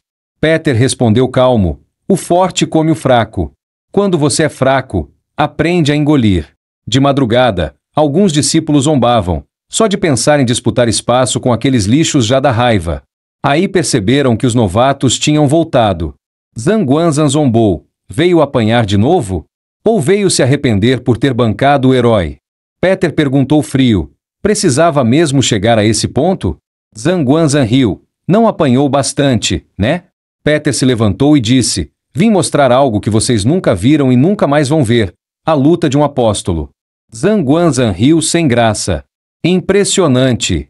14 anos nesse trabalho e nunca vi alguém se achar um apóstolo.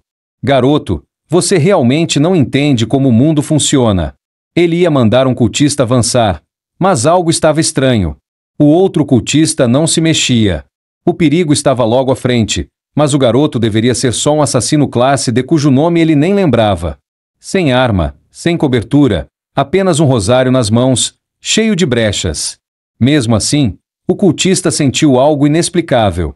Aqueles olhos não eram de um pirralho classe D. Zanguanzan franziu o senho. Velho Zen, por que congelou aí? O moleque te assustou? O cultista voltou a si, tentando se convencer de que estava imaginando. Ele disse sério, nesse ramo existe uma regra, se um júnior desafia um sênior, o sênior pode executar na hora. Ele imaginou arremessar o livro. O garoto levantaria o braço para bloquear, expondo as costelas. Depois se curvaria instintivamente. Mas seu alvo nunca foram as costelas, e sim os olhos do garoto. No segundo seguinte, os membros do cultista foram arrancados. Só então ele percebeu, aquele rosário não era comum. Sua cabeça também foi separada. Ele voltou à consciência apavorado, segurando o próprio pescoço. Zanguanzan perguntou, o que você está fazendo parado aí? Tremendo, o cultista entendeu que jamais venceria. Toda a simulação terminava com sua morte instantânea.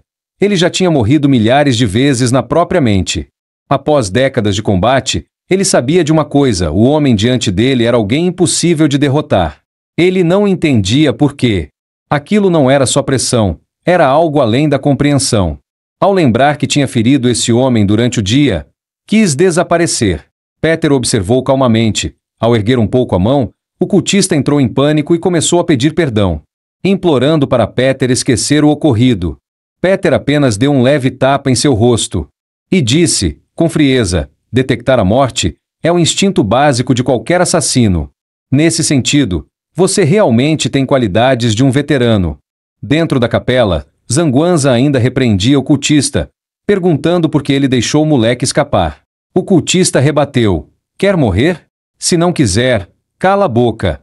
Nesse momento, Jivon chegou irritada. Senpai, por que você tá aqui? Por que começou uma briga tão cedo? E se o plano for exposto? Peter disse que isso não aconteceria. Perder para um assassino classe D sendo classe B, vergonha era o de menos. Isso destruiria a reputação do cultista no círculo. Perder antes mesmo de atacar, Peter perguntou, se fosse você, contaria para alguém? Givon pensou, frustrada. Correu até aqui preocupada e ele só sabe soltar ironia. Peter subiu na moto e foi embora. No dia seguinte, os irmãos Dokgo imaginavam a reação do instrutor ao descobrir que perderam o certificado de serviço. O professor Ligvang explodiu. O certificado de serviço é a vida de vocês. Como esses malucos conseguem perder uma coisa dessas? Os irmãos suaram frio. Ferrou. Na cabeça deles, já inventavam 1000 desculpas absurdas. Nesse momento, uma voz chamou, moleque. Era o cultista de ontem, aparecendo ali. Os irmãos Dokgo entraram em pânico. Por que o senhor veio de novo? É pra duelar? O cultista bufou. Vocês dois estão ensaiando pra batalha de rap? Por que estão falando com ritmo? Ele completou. Vim devolver o certificado de serviço que peguei ontem. Os irmãos Dokgo ficaram animados. A gente achava que você era um mala, irmão, mas no fim é um cara legal. O cultista suspirou. Eu também fui obrigado a isso. O tal Kim Sung-gu deixava ele arrepiado de medo. Os irmãos Dokgo se despediram respeitosamente do cultista. Agora era hora de devolver aquilo para Lee Yuna. Mas Peter ainda não tinha visto Yuna em lugar nenhum. Enquanto isso, dentro da arena de treino, Lee Yuna treinava técnicas de assassinato com todas as forças. Diante de Park Sang-doo, ela não conseguiu fazer nada. Até na capela, só pôde ficar de lado assistindo. Yuna estava furiosa consigo mesma. Ainda era fraca demais. Ela sabia que, desse jeito, seu irmão Youjin estaria em perigo. Peter chegou à arena e perguntou, por que você está se achando inútil? Ele devolveu o certificado de serviço para ela. Mas Yuna sentiu que não tinha direito de aceitar. Peter perguntou, é por causa do seu irmão? Você acha que é fraca, então tá tentando virar uma assassina que nem combina com você, tudo por causa dele. Yuna rebateu irritada, você não sabe de nada. Como pode falar assim? Peter realmente não a conhecia tão bem, mas não era totalmente ignorante.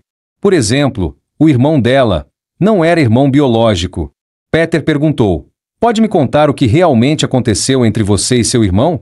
No orfanato, Youjin vivia grudado em Lee Yuna, sempre perguntando, a gente não é família? Mas naquela época, Yuna não aceitava essa palavra, família. Desde o momento em que foi encontrada dentro de um armário do metrô, ela nunca teve família. Ela deveria ter morrido ali, mas acabou salva e levada ao orfanato. Roupa e comida eram poucas, mas ela não ligava. Não queria ter amigos, muito menos família. Porque não queria ser abandonada de novo. Yuna queria ficar sozinha para sempre, até pensava em desaparecer deste mundo quanto antes.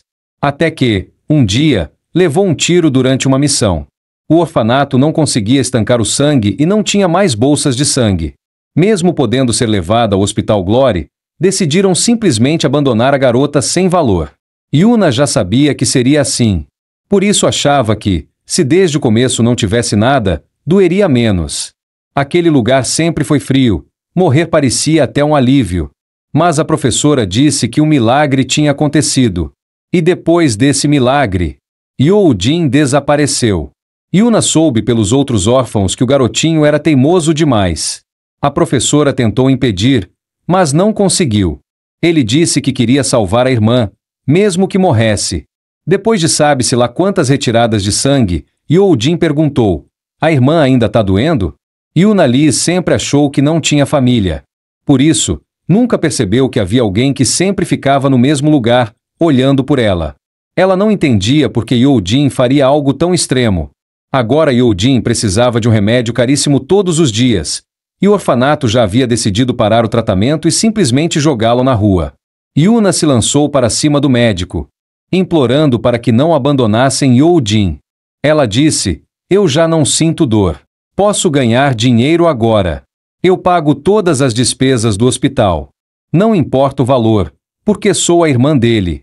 Foi a primeira vez que ela sentiu que tinha um motivo para continuar viva. Mesmo que Youjin não se parecesse muito com ela. E daí? Ela salvaria o irmãozinho custasse o que custasse.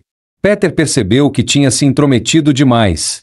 E se virou para sair, deixando Yuna continuar o treino. De repente, Yuna murmurou, você é a pessoa mais forte que já conheci. Por favor, me ajuda a ficar mais forte. Por coincidência, Peter pensava exatamente o mesmo. Yuna tinha pouca força, um corpo fraco, era tímida e tinha um gene explosivo, péssimas qualidades para uma assassina. Mas Peter sabia que ela possuía o mais importante, os olhos de uma verdadeira matadora. Desde o começo no restaurante Bashal, até a luta dele contra os irmãos do Gol. Ela também assistiu toda a luta entre Peter e Park Sang-doo. Seus olhos nunca se afastaram do combate, como se quisesse aprender cada detalhe e técnica. Dizem que jogadores de beisebol que acertam home runs com frequência conseguem até ver a trajetória da bola. Mas Peter tinha certeza de que a visão dinâmica de Yuna era ainda melhor. No fim, existia uma arma capaz de transformar todas as fraquezas dela em vantagens. Peter disse: se você conseguir controlar isso, nem vai precisar de um instrutor de verdade. Só isso já vai te transformar em uma assassina de verdade. Yuna olhou, confusa, para o objeto em suas mãos. Algum tempo depois, os irmãos do Gol estavam animados sentindo o cheiro do dinheiro. Já que assassinos oficiais recebem 1 milhão por semana. Eles imaginavam quanto um apóstolo ganharia, talvez 10 vezes mais. Mas Peter sabia que isso não significava nada para um apóstolo. Se um apóstolo quisesse algo, ele simplesmente teria. Peter então comentou: pensando bem, faz tempo que não vejo a Yuna. Os irmãos do Gol garantiram que ela com certeza estava fazendo mais um bico. Provavelmente limpando uma cena de crime, removendo todo o rastro deixado por assassinos.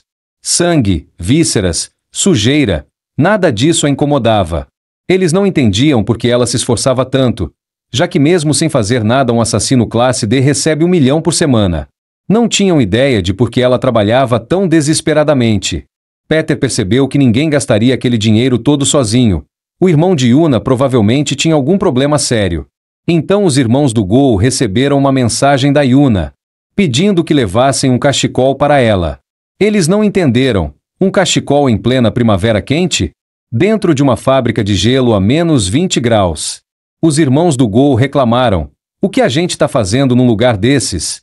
Yuna respondeu com calma: treinando, claro. Eles perguntaram: treino de quebrar gelo com a mão?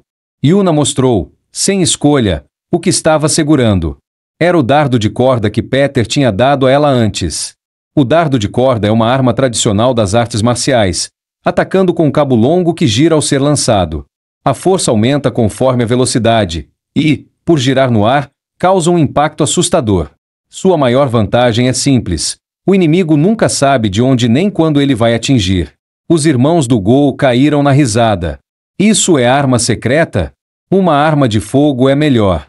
Ainda assim, tiveram que admitir, aquilo era forte mesmo, capaz de atravessar um bloco de gelo grosso num único golpe. Mas eles ainda não entendiam. Uma arma é mais prática e mata na hora. Por que treinar isso? Peter explicou: se quiser derrubar 5 pessoas com uma arma de fogo, precisa de 5 balas.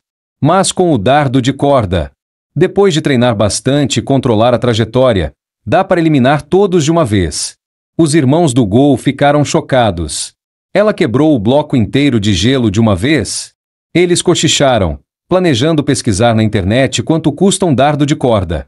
Ao entardecer, o dono da fábrica de gelo, o assassino classe D, posição 113, Park Bing-soo, perguntou: o treino terminou bem? Ele já tinha visto muitos treinarem ali, mas era a primeira vez que via alguém destruir todo o bloco de gelo assim. Yuna então lembrou que não tinha pagado a taxa do gelo, mas Park Bing-soo recusou. Seu amigo veio aqui 3 horas atrás, pagou tudo e ainda deixou 1 milhão. E também deixou isto. Era um creme para evitar cicatrizes, para usar antes de qualquer marca aparecer. Minutos depois, Yuna saiu da fábrica. Ela queria agradecer a Kim Sung-gu imediatamente, mas não sabia como começar. Criou coragem e ligou, mas, quando ia agradecer, acabou perguntando o que teria no restaurante da escola hoje. Ficou morrendo de vergonha e quase desligou. Antes de encerrar a chamada, Peter parabenizou Yuna por ter encontrado sua arma verdadeira. Ao lado, os irmãos do Gol continuavam treinando dardo, sem entender por que não conseguiam reproduzir a curva que Yuna fazia. Peter sabia muito bem, Yuna sempre esteve procurando uma força que fosse só dela. E essa força já estava nas mãos dela havia muito tempo. Enquanto isso, em uma sala secreta, um homem gritava feito louco: venham todos! Eu sou Park Sang-doo. Mesmo que venha um caminhão cheio de assassinos classe B e C, vocês são só insetos. Acham mesmo que podem me matar? Então, uma voz fria ecoou. Aí complica. Classe B não serve. Classe C também não. Para derrotar um Atlas como Park Sang-doo, precisa mesmo de um apóstolo? Um médico de jaleco branco caminhou até o Park Sang-doo, que estava com o peito nu. Park Sang-doo ficou atônito. O Kukri caiu da mão dele e bateu no chão. O médico pegou o Kukri e disse calmamente: ouvi dizer que você adora apostar. Então aposte comigo também. Um assassino que já chegou perto dos apóstolos classe S, contra um apóstolo de verdade. Quem vence? Nos olhos apavorados de Park Sang-doo, refletiu-se a figura do apóstolo, Daniel. Enquanto isso, no hospital, uma garotinha chorava dizendo que não queria levar injeção. Os irmãos do Gol bufaram, muito fraca, ainda longe de virar adulta. Um segundo depois, eles mesmos estavam tremendo. Enfermeira, dá para fazer anestesia geral? Yuna xingou ao lado. Idiotas.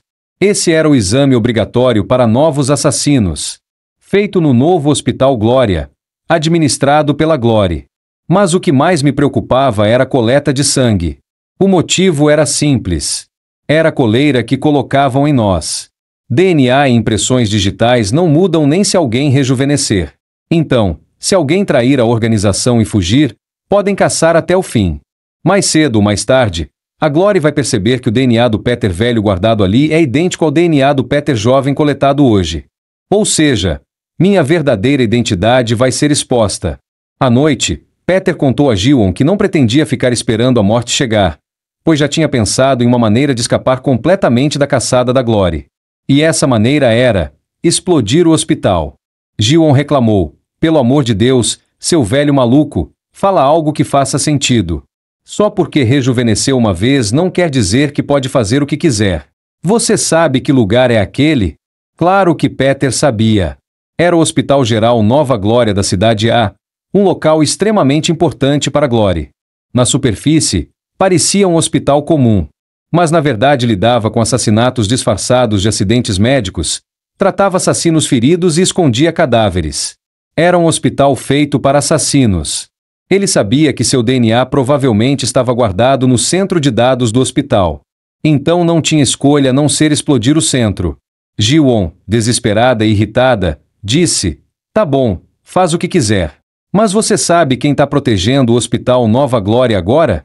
É o apóstolo Daniel. Aquele cara nem é humano. Codinome: Daniel.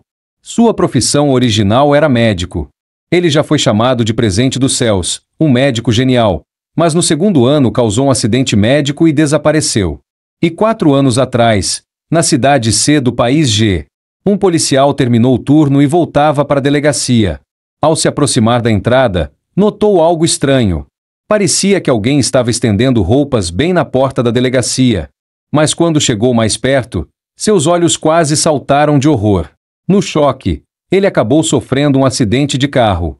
No fim, o que estava pendurado na entrada da delegacia não eram roupas, eram vários cadáveres. O incidente atraiu imediatamente uma unidade de operações especiais para investigar. Mas quando viram a cena dentro da delegacia, todos ficaram chocados. Armas de fogo estavam espalhadas pelo chão, com os canos completamente entortados. Aquilo não parecia, nem de longe, um combate entre humanos. O líder da equipe percebeu rapidamente que algo estava muito errado. De repente, uma mão enorme surgiu da escuridão. Um dos soldados foi puxado para dentro de uma sala sombria. Sons de ossos se partindo ecoaram e, logo depois, tudo voltou ao silêncio. À luz da lua, era possível ver cadáveres presos no teto, enquanto uma figura enorme e musculosa caminhava lentamente para fora. Ele murmurou, com uma voz assustadora: quero alguém mais forte. A equipe especial levantou suas submetralhadoras e abriu fogo imediatamente. E naquele dia, os 6 grupos mafiosos que dominaram a cidade C por 30 anos, junto com a polícia militar de nível mundial, foram completamente exterminados. Peter ficou em dúvida. Um humano realmente poderia entortar armas com força bruta? Ji-won afirmou com confiança: esse relatório é um documento ultra-secreto das autoridades da cidade C. É totalmente verdadeiro. Para ela, com aquele monstro guardando o Hospital Glory, atacar de frente era loucura. O melhor era achar uma brecha. Graças a Jiwon, Peter finalmente pensou em um jeito de entrar. Então ele pediu a ela: "Pode fazer uma coisa por mim?" Na rua movimentada, as pessoas olhavam, confusas, para Peter no telão. O que Peter pediu para Jiwon fazer não era nada grande, só um cumprimento simples. No telão da sede da Glory, aparecia claramente que no dia 24 de agosto Peter iria encontrar o Dr. Daniel. Não muito longe dali, um hacker de elite, seguindo as instruções de Jiwon, invadiu o servidor da Glory e publicou o anúncio. Mesmo assim, ele temia que, se a Glory percebesse, seu chefe estaria em perigo. Jiwon sabia que isso era possível, mas ela nunca tinha visto aquele homem impulsivo falhar em uma missão planejada durante seus 50 anos de atividade. Logo, um grande grupo de assassinos classe D enviados para a operação capturar Peter apareceu na frente do hospital. A força deles era baixa, serviam apenas como vigias. A verdadeira força de combate eram os soldados particulares de Daniel, antigos assassinos famosos do país G, sendo que o mais fraco ainda era classe B. E agora, ali estavam não só assassinos classe D, mas também raríssimos assassinos classe A e o próprio apóstolo Daniel. Ninguém imaginava que veria uma luta entre apóstolos em toda a vida. Porém, muitos achavam que Daniel venceria. Peter podia ser uma lenda, mas diziam que ele estava quase com 70 anos e em fase terminal de câncer. Nesse momento, os irmãos do Gol disseram com firmeza: "Dessa vez quem vai vencer é o Peter." Os assassinos ficaram sem palavras. Como vocês podem torcer pelo alvo da missão? Ainda assim, era compreensível. Afinal, todo novato crescia sonhando em se tornar como Peter. Na verdade, muitos assassinos não queriam que Peter aparecesse. Seu rosto já estava exposto e, se viesse até aqui, não teria nenhuma chance de sair vivo. Nesse momento, Peter, o assassino classe D de número 366, estava parado junto deles. Os soldados particulares de Daniel anunciaram: "Se encontrarem Peter, está totalmente proibido lutar com ele. Se aproximem como se o respeitassem e usem a arma tranquilizante fornecida. Afinal, ele é o tipo de especialista que derruba um elefante em 3 segundos. Assim que avistarem o alvo, acionem o alarme de emergência mais próximo. Um assassino classe A irá imediatamente para dar suporte." Peter gravou cada instrução profundamente na mente. Que engraçado, Peter capturando o próprio Peter. A operação começa agora. O vovô querido de vocês, Peter, chegou. Ao mesmo tempo, as grandes figuras do país B ouviram que Peter havia declarado guerra à Glory. Todos comentavam se a Glory conseguiria sobreviver e diziam que o público já estava duvidando da capacidade do novo chefe. O chefe do Estado-Maior do Exército disse ao novo chefe da Glory: "Se você não consegue capturar nem um tigre banguela, desista logo, antes que a gente tenha que intervir." Shoyeo-chan, presidente da empresa militar mais poderosa do mundo, permaneceu em silêncio ao lado. O novo chefe da Glory respondeu friamente: "Peço desculpas. Eu realmente não fui cuidadoso o bastante. Mesmo a partir de agora, vou viver de forma mais obediente. Porque é só dar um sorriso para vocês, velhotes, que já ficam metidos." O novo chefe empurrou com força a cabeça do chefe do Estado-Maior contra sua mão e disse em tom grave: "Já que você está sentado no cargo de chefe do Estado-Maior, deveria ter um pouco mais de visão. Você está me subestimando, seu velho desgraçado?" O novo chefe mal podia esperar para ver quem venceria, sua própria obra-prima ou a obra-prima de seu pai, Peter. Enquanto isso, Peter agarrou a cabeça de um médico. Girou para a direita. Vários estalos secos soaram quando o médico caiu pesadamente no chão. Logo depois, o médico se levantou animado, dizendo: "Isso foi ótimo. Doutor jovem, onde você aprendeu essa técnica?" Peter perguntou de forma casual: "Você sabe se existe aqui um médico chamado Roy Will?" Os assassinos enviados para me caçar vieram todos disfarçados. E o nome verdadeiro do apóstolo Daniel é Roy Will. Eu preciso encontrá-lo, mas ninguém aqui parece conhecer esse nome. Será que ele mudou de nome e de rosto para se esconder? Mas uma coisa é certa: Daniel está em algum lugar deste hospital. Parece que isso vai virar uma corrida para ver quem encontra o outro primeiro. Nesse momento, uma voz chamou Peter: "Sungu, o que você está fazendo?" Os assassinos disfarçados de pacientes, os irmãos do Gol, o apressaram, dizendo para ele agir logo. Peter perguntou: "E a Liuna?" Os irmãos do Gol responderam com orgulho: "Ela é número 335. Muito baixa para entrar aqui. Você, 336, só conseguiu porque veio conosco. Enquanto você ficava passeando, nós já reviramos o saguão inteiro. Se vir alguém suspeito, chama a gente na hora. Você é fraco, então nós vamos te proteger. Nesse momento, eles gritaram animados. Parecia que tinham encontrado Peter. Era idêntico à foto. Peter ficou sem palavras. Idêntico aonde, exatamente? Os irmãos do Gol, cheios de respeito, sussurraram: Vovô, deixa a gente levar o senhor para fora. Nesse momento, o assassino disfarçado de enfermeira atrás de Peter perguntou se ele precisava de uma seringa. Peter sorriu e respondeu: Tudo bem. Tenho certeza de que já coletaram. Ele pensou se a caçada ao Peter já tinha começado. Todos os idosos com idade semelhante à de Peter tiveram sangue colhido sob o pretexto de um exame gratuito. E os irmãos do Gol, que queriam tirar o velhinho dali em silêncio, também tentavam mantê-lo calmo. De repente, o do Gol mais velho foi esbarrado por alguém. Ele reclamou irritado: Tá cego? Só então percebeu que era Li Yuna, que não deveria estar ali. Li Yuna gaguejou dizendo que só estava ali porque seu irmão estava internado. E saiu sem olhar para trás. Observando ela ir embora, o do Gol mais velho sorriu orgulhoso. Assustada com a imponência do meu ranking 333? Peter ficou pensando por que Li Yuna teria vindo até aqui. Ji-won lembrou pelo comunicador que agora não era hora de preocupar-se com os novatos. Ela perguntou: E o plano para encontrar o Daniel? Ainda nada? Peter entendia que tanto ele quanto Daniel estavam procurando um ao outro. E sem revelar sua identidade atual como Kim Sung-gu, como poderia localizar Daniel? Nesse momento, os soldados particulares de Daniel avisaram: Vocês, classe D da Glory, se continuarem enrolando, vão morrer. Peter respondeu com respeito, dizendo que sairia discretamente. Ele disse a Ji-won: Acho que descobri. Já que o pescador não aparece, vamos ter que morder a isca nós mesmos. É hora de usar aquilo. Peter pediu para Ji-won se preparar.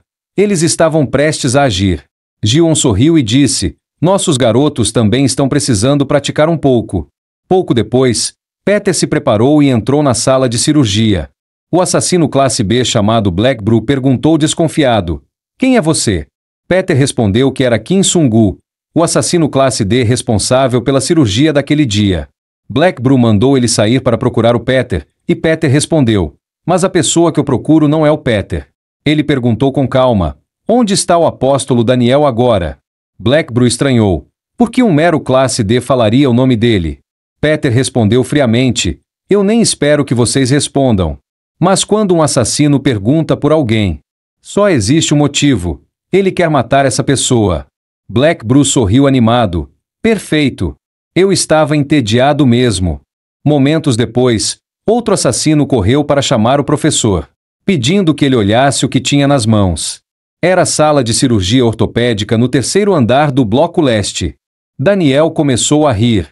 Ele começou a contar. Este era o 1º segundo, o 3º segundo, o 7º segundo, o 8º segundo, o 10º segundo. Daniel sorriu e disse: Incrível! Eliminar um assassino classe B em apenas 10 segundos. Daniel deslizou os dedos pela tela para ampliar a imagem. Ele xingou baixinho: Droga! Peter, aquele cara realmente veio. Daniel perguntou ao subordinado: E para onde o Peter foi depois disso? O subordinado, suando frio, explicou: Além desse vídeo, todos os arquivos das câmeras estão sendo apagados em tempo real. Com a nossa tecnologia, não temos como impedir. Ele implorou humildemente para o professor poupar a vida deles. Daniel comentou calmamente: O Sr. Park Sang-doo também está com uma expressão bem animada. Ele mesmo já mal conseguia conter a ansiedade pela chegada do Peter. E Grayson, Carter, Sawyer e Robert também aguardavam Peter com o mesmo entusiasmo. Daniel se perguntava se Peter gostaria do assento VIP que ele havia reservado especialmente. Ele realmente queria arrancar logo a pele do veterano Peter. Ji-won suspeitava que Daniel havia mordido completamente a isca. Mais cedo ela fizera o hacker reconstruir perfeitamente as rugas e expressões do Peter idoso. Daniel deve ter ficado apavorado. Mesmo com tantos homens posicionados, foi pego totalmente desprevenido. Desta vez, foi Peter quem lançou a isca. Então o caçador começaria a emboscada. Enquanto isso, Li Yuna estava no terraço comendo pão. Ela não entendia por que o poderoso apóstolo Daniel queria falar com ela. Ficou preocupada. Será que o problema envolvendo o povo Baixal havia sido descoberto? Ela sabia que, desse jeito, seus amigos também correriam perigo. E principalmente agora, ela não podia, de jeito nenhum, cruzar com Kim Sung-gu. Nesse momento, uma voz chamou atrás de Li Yuna. Peter perguntou, confuso, Li Yuna, por que você não pode me encontrar? Ele segurou o braço dela, pedindo que não falasse coisas estranhas. Explicando que ele era só Kim Sung-gu, um assassino classe D que veio comer. E que, sem querer, pediu 2 frangos inteiros. Então não conseguia terminar sozinho. Como ainda faltava tempo para o horário marcado, ele pediu que Li Yuna ficasse com ele para matar o tempo. Li Yuna pensou, se os homens do apóstolo Daniel virem isso, os 2 estarão em perigo. Ela precisava recusar de qualquer jeito. Ela disse seriamente, eu não vou comer com você. Saia agora. Peter, sem jeito, comentou que ela devia largar a caixa de frango antes de falar isso. Li Yuna murmurou que sairia depois de comer só um pedaço. E logo surgiu uma pilha de ossos ao lado dela. Depois de terminar o frango, Li Yuna perguntou com seriedade, o que você está esperando? Me diga o verdadeiro motivo de ter vindo ao Hospital Nova Glória. Ela continuou, eu entendo se for difícil confiar em mim. Da primeira vez que nos vimos, eu estava com o povo Baixal. E dá para ver que você, Kim Sung-gu, tem alguma ligação com o vovô Peter. Eu não posso ajudar você a encontrá-lo, mas posso te dizer uma coisa com certeza. Me desculpe, Kim Sung-gu. Aquele vovô levou um tiro para me proteger. O que significa que, talvez ele já tenha morrido. Peter interrompeu as palavras de Li Yuna e disse que estava procurando alguém. Embora não quisesse envolvê-la nisso, como assassina classe D ela jamais deveria ter sido chamada para a caçada. Ele perguntou, foi essa pessoa que te chamou aqui sozinha, certo? Não diga que não sabe. Se for assim, significa que você com certeza encontrou o apóstolo Daniel. Li Yuna estava prestes a explicar que aquela pessoa não era o Daniel. Quando uma voz fria surgiu atrás dela. Senhorita Li Yuna, andando por aí sem escolta de novo. Eu já te avisei que aquele homem chegou. Então você deve voltar para o seu quarto agora mesmo. O alvo de Peter finalmente apareceu. O diretor-geral do Hospital Geral Nova Glória, o apóstolo Daniel. Daniel perguntou, quem é este homem? Li Yuna ficou nervosa, pensando que, se os 2 se enfrentassem agora, com certeza haveria conflito. Mas Peter apenas fez uma reverência respeitosa para cumprimentar o professor. Ele se apresentou como Kim Sung-gu, assassino classe D designado para a operação, dizendo que ver um apóstolo em vida era uma grande honra. E que ele, Kim Sung-gu, com certeza tomaria a cabeça do Peter. Então Daniel podia ficar tranquilo. Durante toda a conversa, ele manteve um sorriso bajulador. Daniel não disse uma palavra, observando-o friamente. E então pediu que a senhorita Li Yuna fosse para o seu quarto, prometendo enviar alguém para escoltá-la depois da consulta. Depois de dizer isso, Daniel se virou e saiu dali. Peter pensou consigo mesmo que o apóstolo Daniel realmente não era alguém comum. Sua mão já começara a formigar desde o aperto de mão de antes. Daniel pediu ao subordinado que trouxesse o currículo da vez em que capturaram Park Sang-do. O subordinado entregou o documento respeitosamente. Mas o arquivo escorregou da mão de Daniel assim que tocou sua palma. O subordinado entrou em pânico e pediu desculpas ao professor. Daniel sabia que tinha sido sua própria mão que escorregou. Desde o aperto de mão com aquele assassino classe D. Sua mão também começara a ficar dormente. Daniel pensou se não deveria manter aquele tal de Kim Sung-gu por perto, sentindo que ele poderia ser um ótimo espécime. Logo Peter recebeu um convite da equipe de escolta de Daniel. Peter disse ao telefone para Jiwon, não acha curioso? Daniel sabe que o Peter entrou aqui, mas nem assim consegue encontrá-lo. Jiwon gritou, curioso é o caramba. Você enlouqueceu, velhote? Se te pegarem, todo mundo morre junto.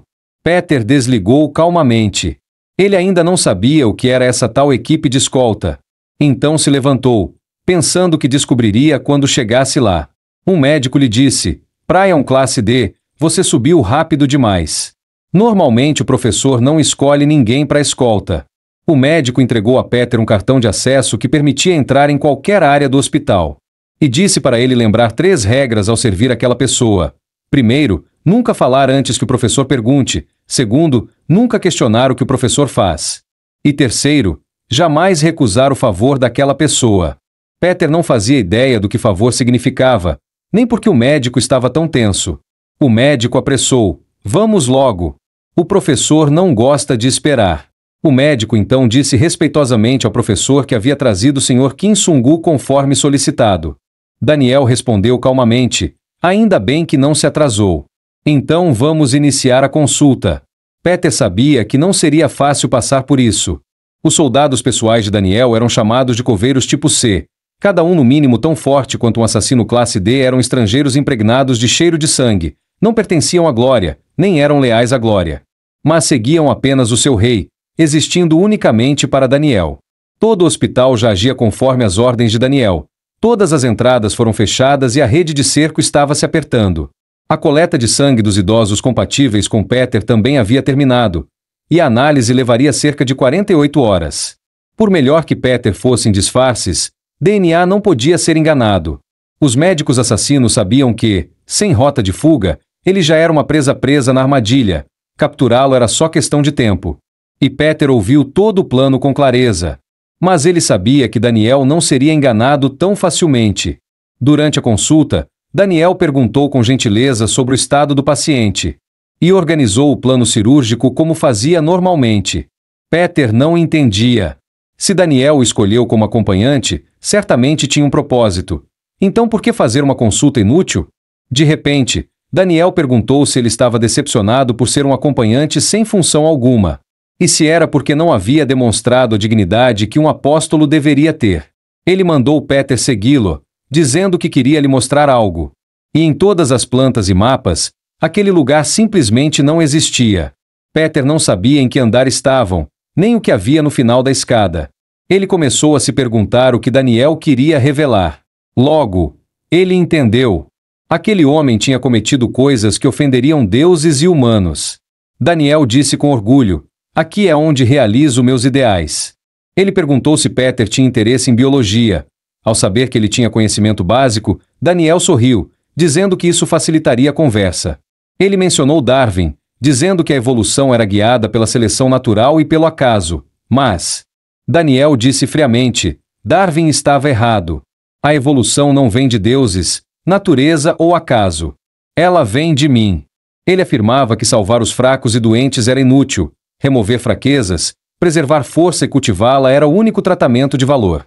Ele estava prestes a explicar por que o rosto de Peter chamara sua atenção quando um alarme vermelho estridente tocou. Um aviso informou que um sujeito experimental havia escapado no setor subterrâneo, e todos os pesquisadores deveriam trancar as portas até a equipe de segurança contê-lo. Outro alerta. O receptor a um injetado no sujeito havia sido ativado ao estágio 4. O sujeito estava completamente fora de controle. Mesmo atingido por várias seringas tranquilizantes, sua força permanecia absurda. Todas as saídas para a superfície estavam prestes a fechar. E na velocidade em que estava, certamente alcançaria a superfície antes das portas fecharem. Mas subitamente, a parede ao lado de Daniel explodiu. Daniel enfiou a mão através dos destroços e agarrou o sujeito com força brutal. E disse em voz baixa, estamos discutindo algo extremamente importante. Como poderíamos permitir que um simples sujeito experimental nos atrapalhasse? Do outro lado da parede veio o som de ossos se quebrando e gritos agônicos. E logo tudo voltou ao silêncio absoluto. Daniel pediu desculpas a Peter. Agora, vamos voltar ao ponto principal. Eu gosto de pessoas fortes. Por isso já rasguei, descasquei e dissequei músculos, tendões e até cada célula de gente poderosa, porque existe um homem que desejo superar a qualquer custo. Sr. Kim Sung-gu, vi potencial em você. Poucos da sua idade possuem tanta força. Quero ver, através de você, o resultado da minha evolução. Quão forte você será depois de evoluir? Só de imaginar já é empolgante, não é? Aceite minha dádiva. Com minhas habilidades, posso torná-lo classe A, talvez até tão forte quanto um apóstolo. Pelo fone, Ji-won ficou chocada. Daniel era perigosíssimo, capaz de esmagar o crânio de um sujeito experimental com as próprias mãos. E Peter entendeu algo ainda pior. Daniel conseguia sentir o movimento do outro lado da parede e acertar o momento exato para esmagar o crânio do sujeito. Vendo o perigo, Ji-won disse, Senpai, Por que não desiste e sai daí? Mas desistir era impossível para ele. Afinal, ele também estava curioso sobre a origem daquele poder. Ji-won suspirou. Quem consegue parar um teimoso desses?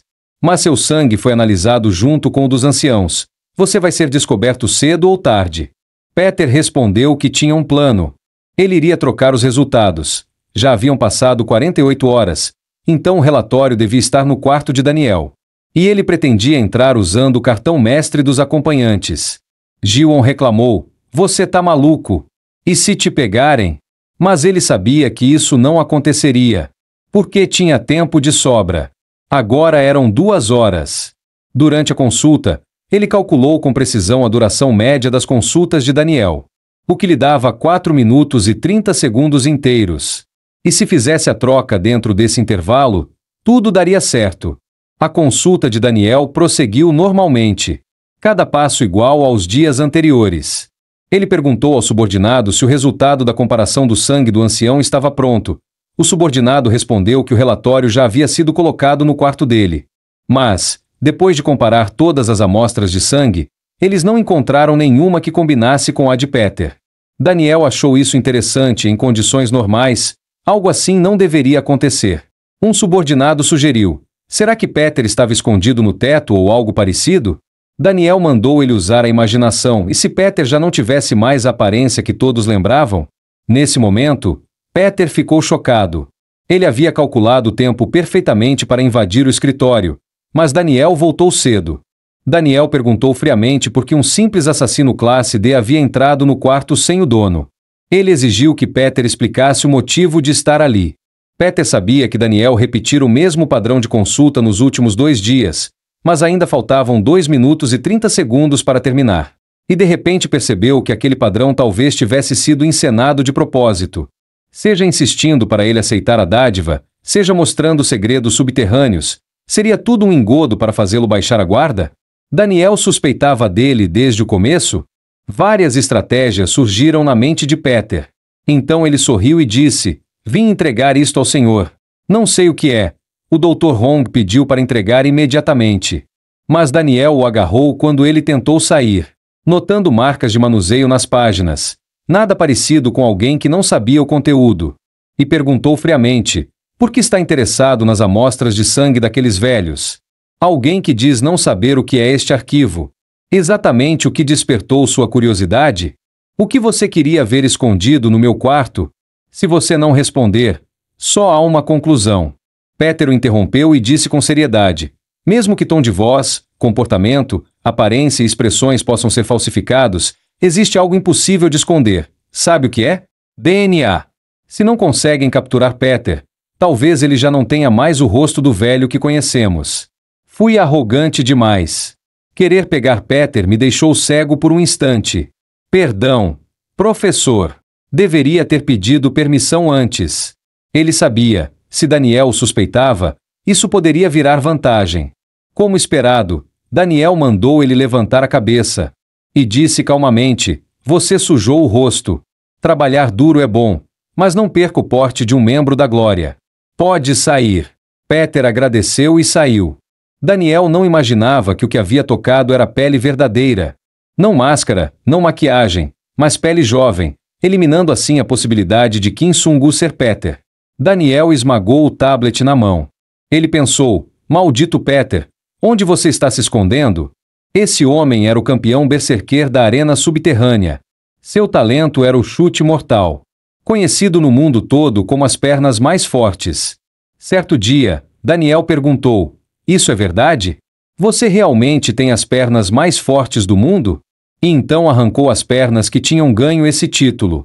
Também tomou os punhos mais duros do mundo. E até os mais fortes, quando enfrentaram Daniel, terminaram como inválidos. Até os chefes das maiores máfias do mundo.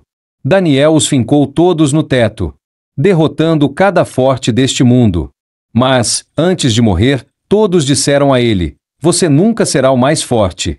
A menos que o homem chamado Peter não esteja mais vivo.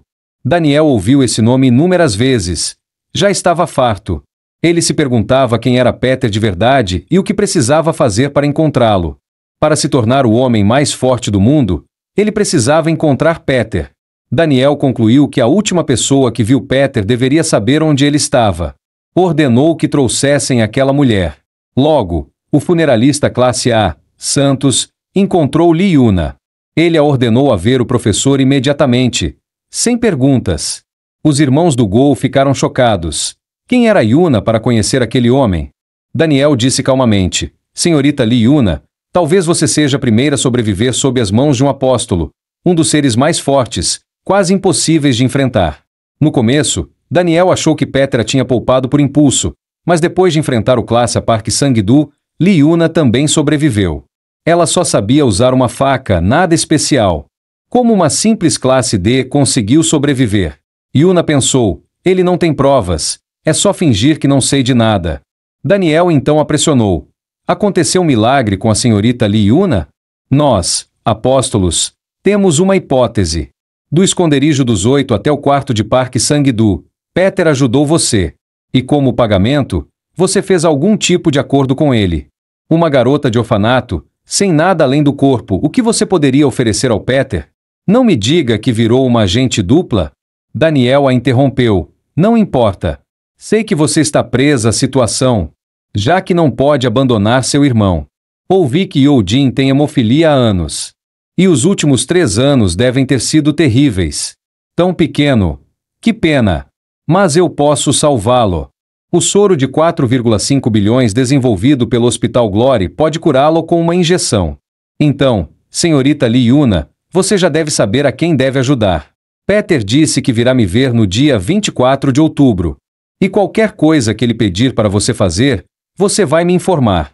Além disso, você vai marcar um encontro com ele na Torre do Relógio às 14 horas do dia. É simples. Você será a isca. Daniel lembrou que ganhar 4,5 bilhões em 3 anos é impossível. Para salvar o irmão, ela teria que ajudá-lo a pegar Peter, um acordo vantajoso para ambos. Ele disse calmamente que iria arranjar um quarto para ela usando essa prescrição. Yuna não entendeu. Até sentir a dor intensa quando Daniel esmagou o osso do pulso dela. Ele disse friamente: no meu hospital. Ninguém fica internado sem estar doente. Se recusar, você verá quem receberá essa prescrição. Nos vemos na próxima consulta. Espero boas notícias. Yuna foi colocada no quarto 604. Ela sabia que, se Daniel descobrisse que Kim Sung-gu a ajudou, ela, o irmão e Kim morreriam. Mas se fizesse tudo certo, Yoo-jin poderia viver. Ela não sabia o que fazer. Alguém chamou do lado de fora: paciente. Peter sorriu. Hora da injeção. Yuna ficou chocada. Você enlouqueceu? Por que está aqui? Peter disse que veio porque o concurso nacional de canto estava passando. Yuna se irritou. Isso é uma piada? Peter perguntou, confuso. Por que você sempre me expulsa? É por causa do Daniel, não é? E o seu braço? Eu sou o seu professor. Mas não lembro de ter quebrado o braço da minha aluna. Ele pediu que ela dissesse quem fez aquilo. Ela baixou o olhar e perguntou: o que você vai fazer no dia 24 de outubro? Ela pediu que ele fosse às 14 horas na Torre do Relógio. Tinha algo a dizer. Era a melhor opção que tinha. Pela expressão e pelos ferimentos, Peter entendeu o motivo e concordou.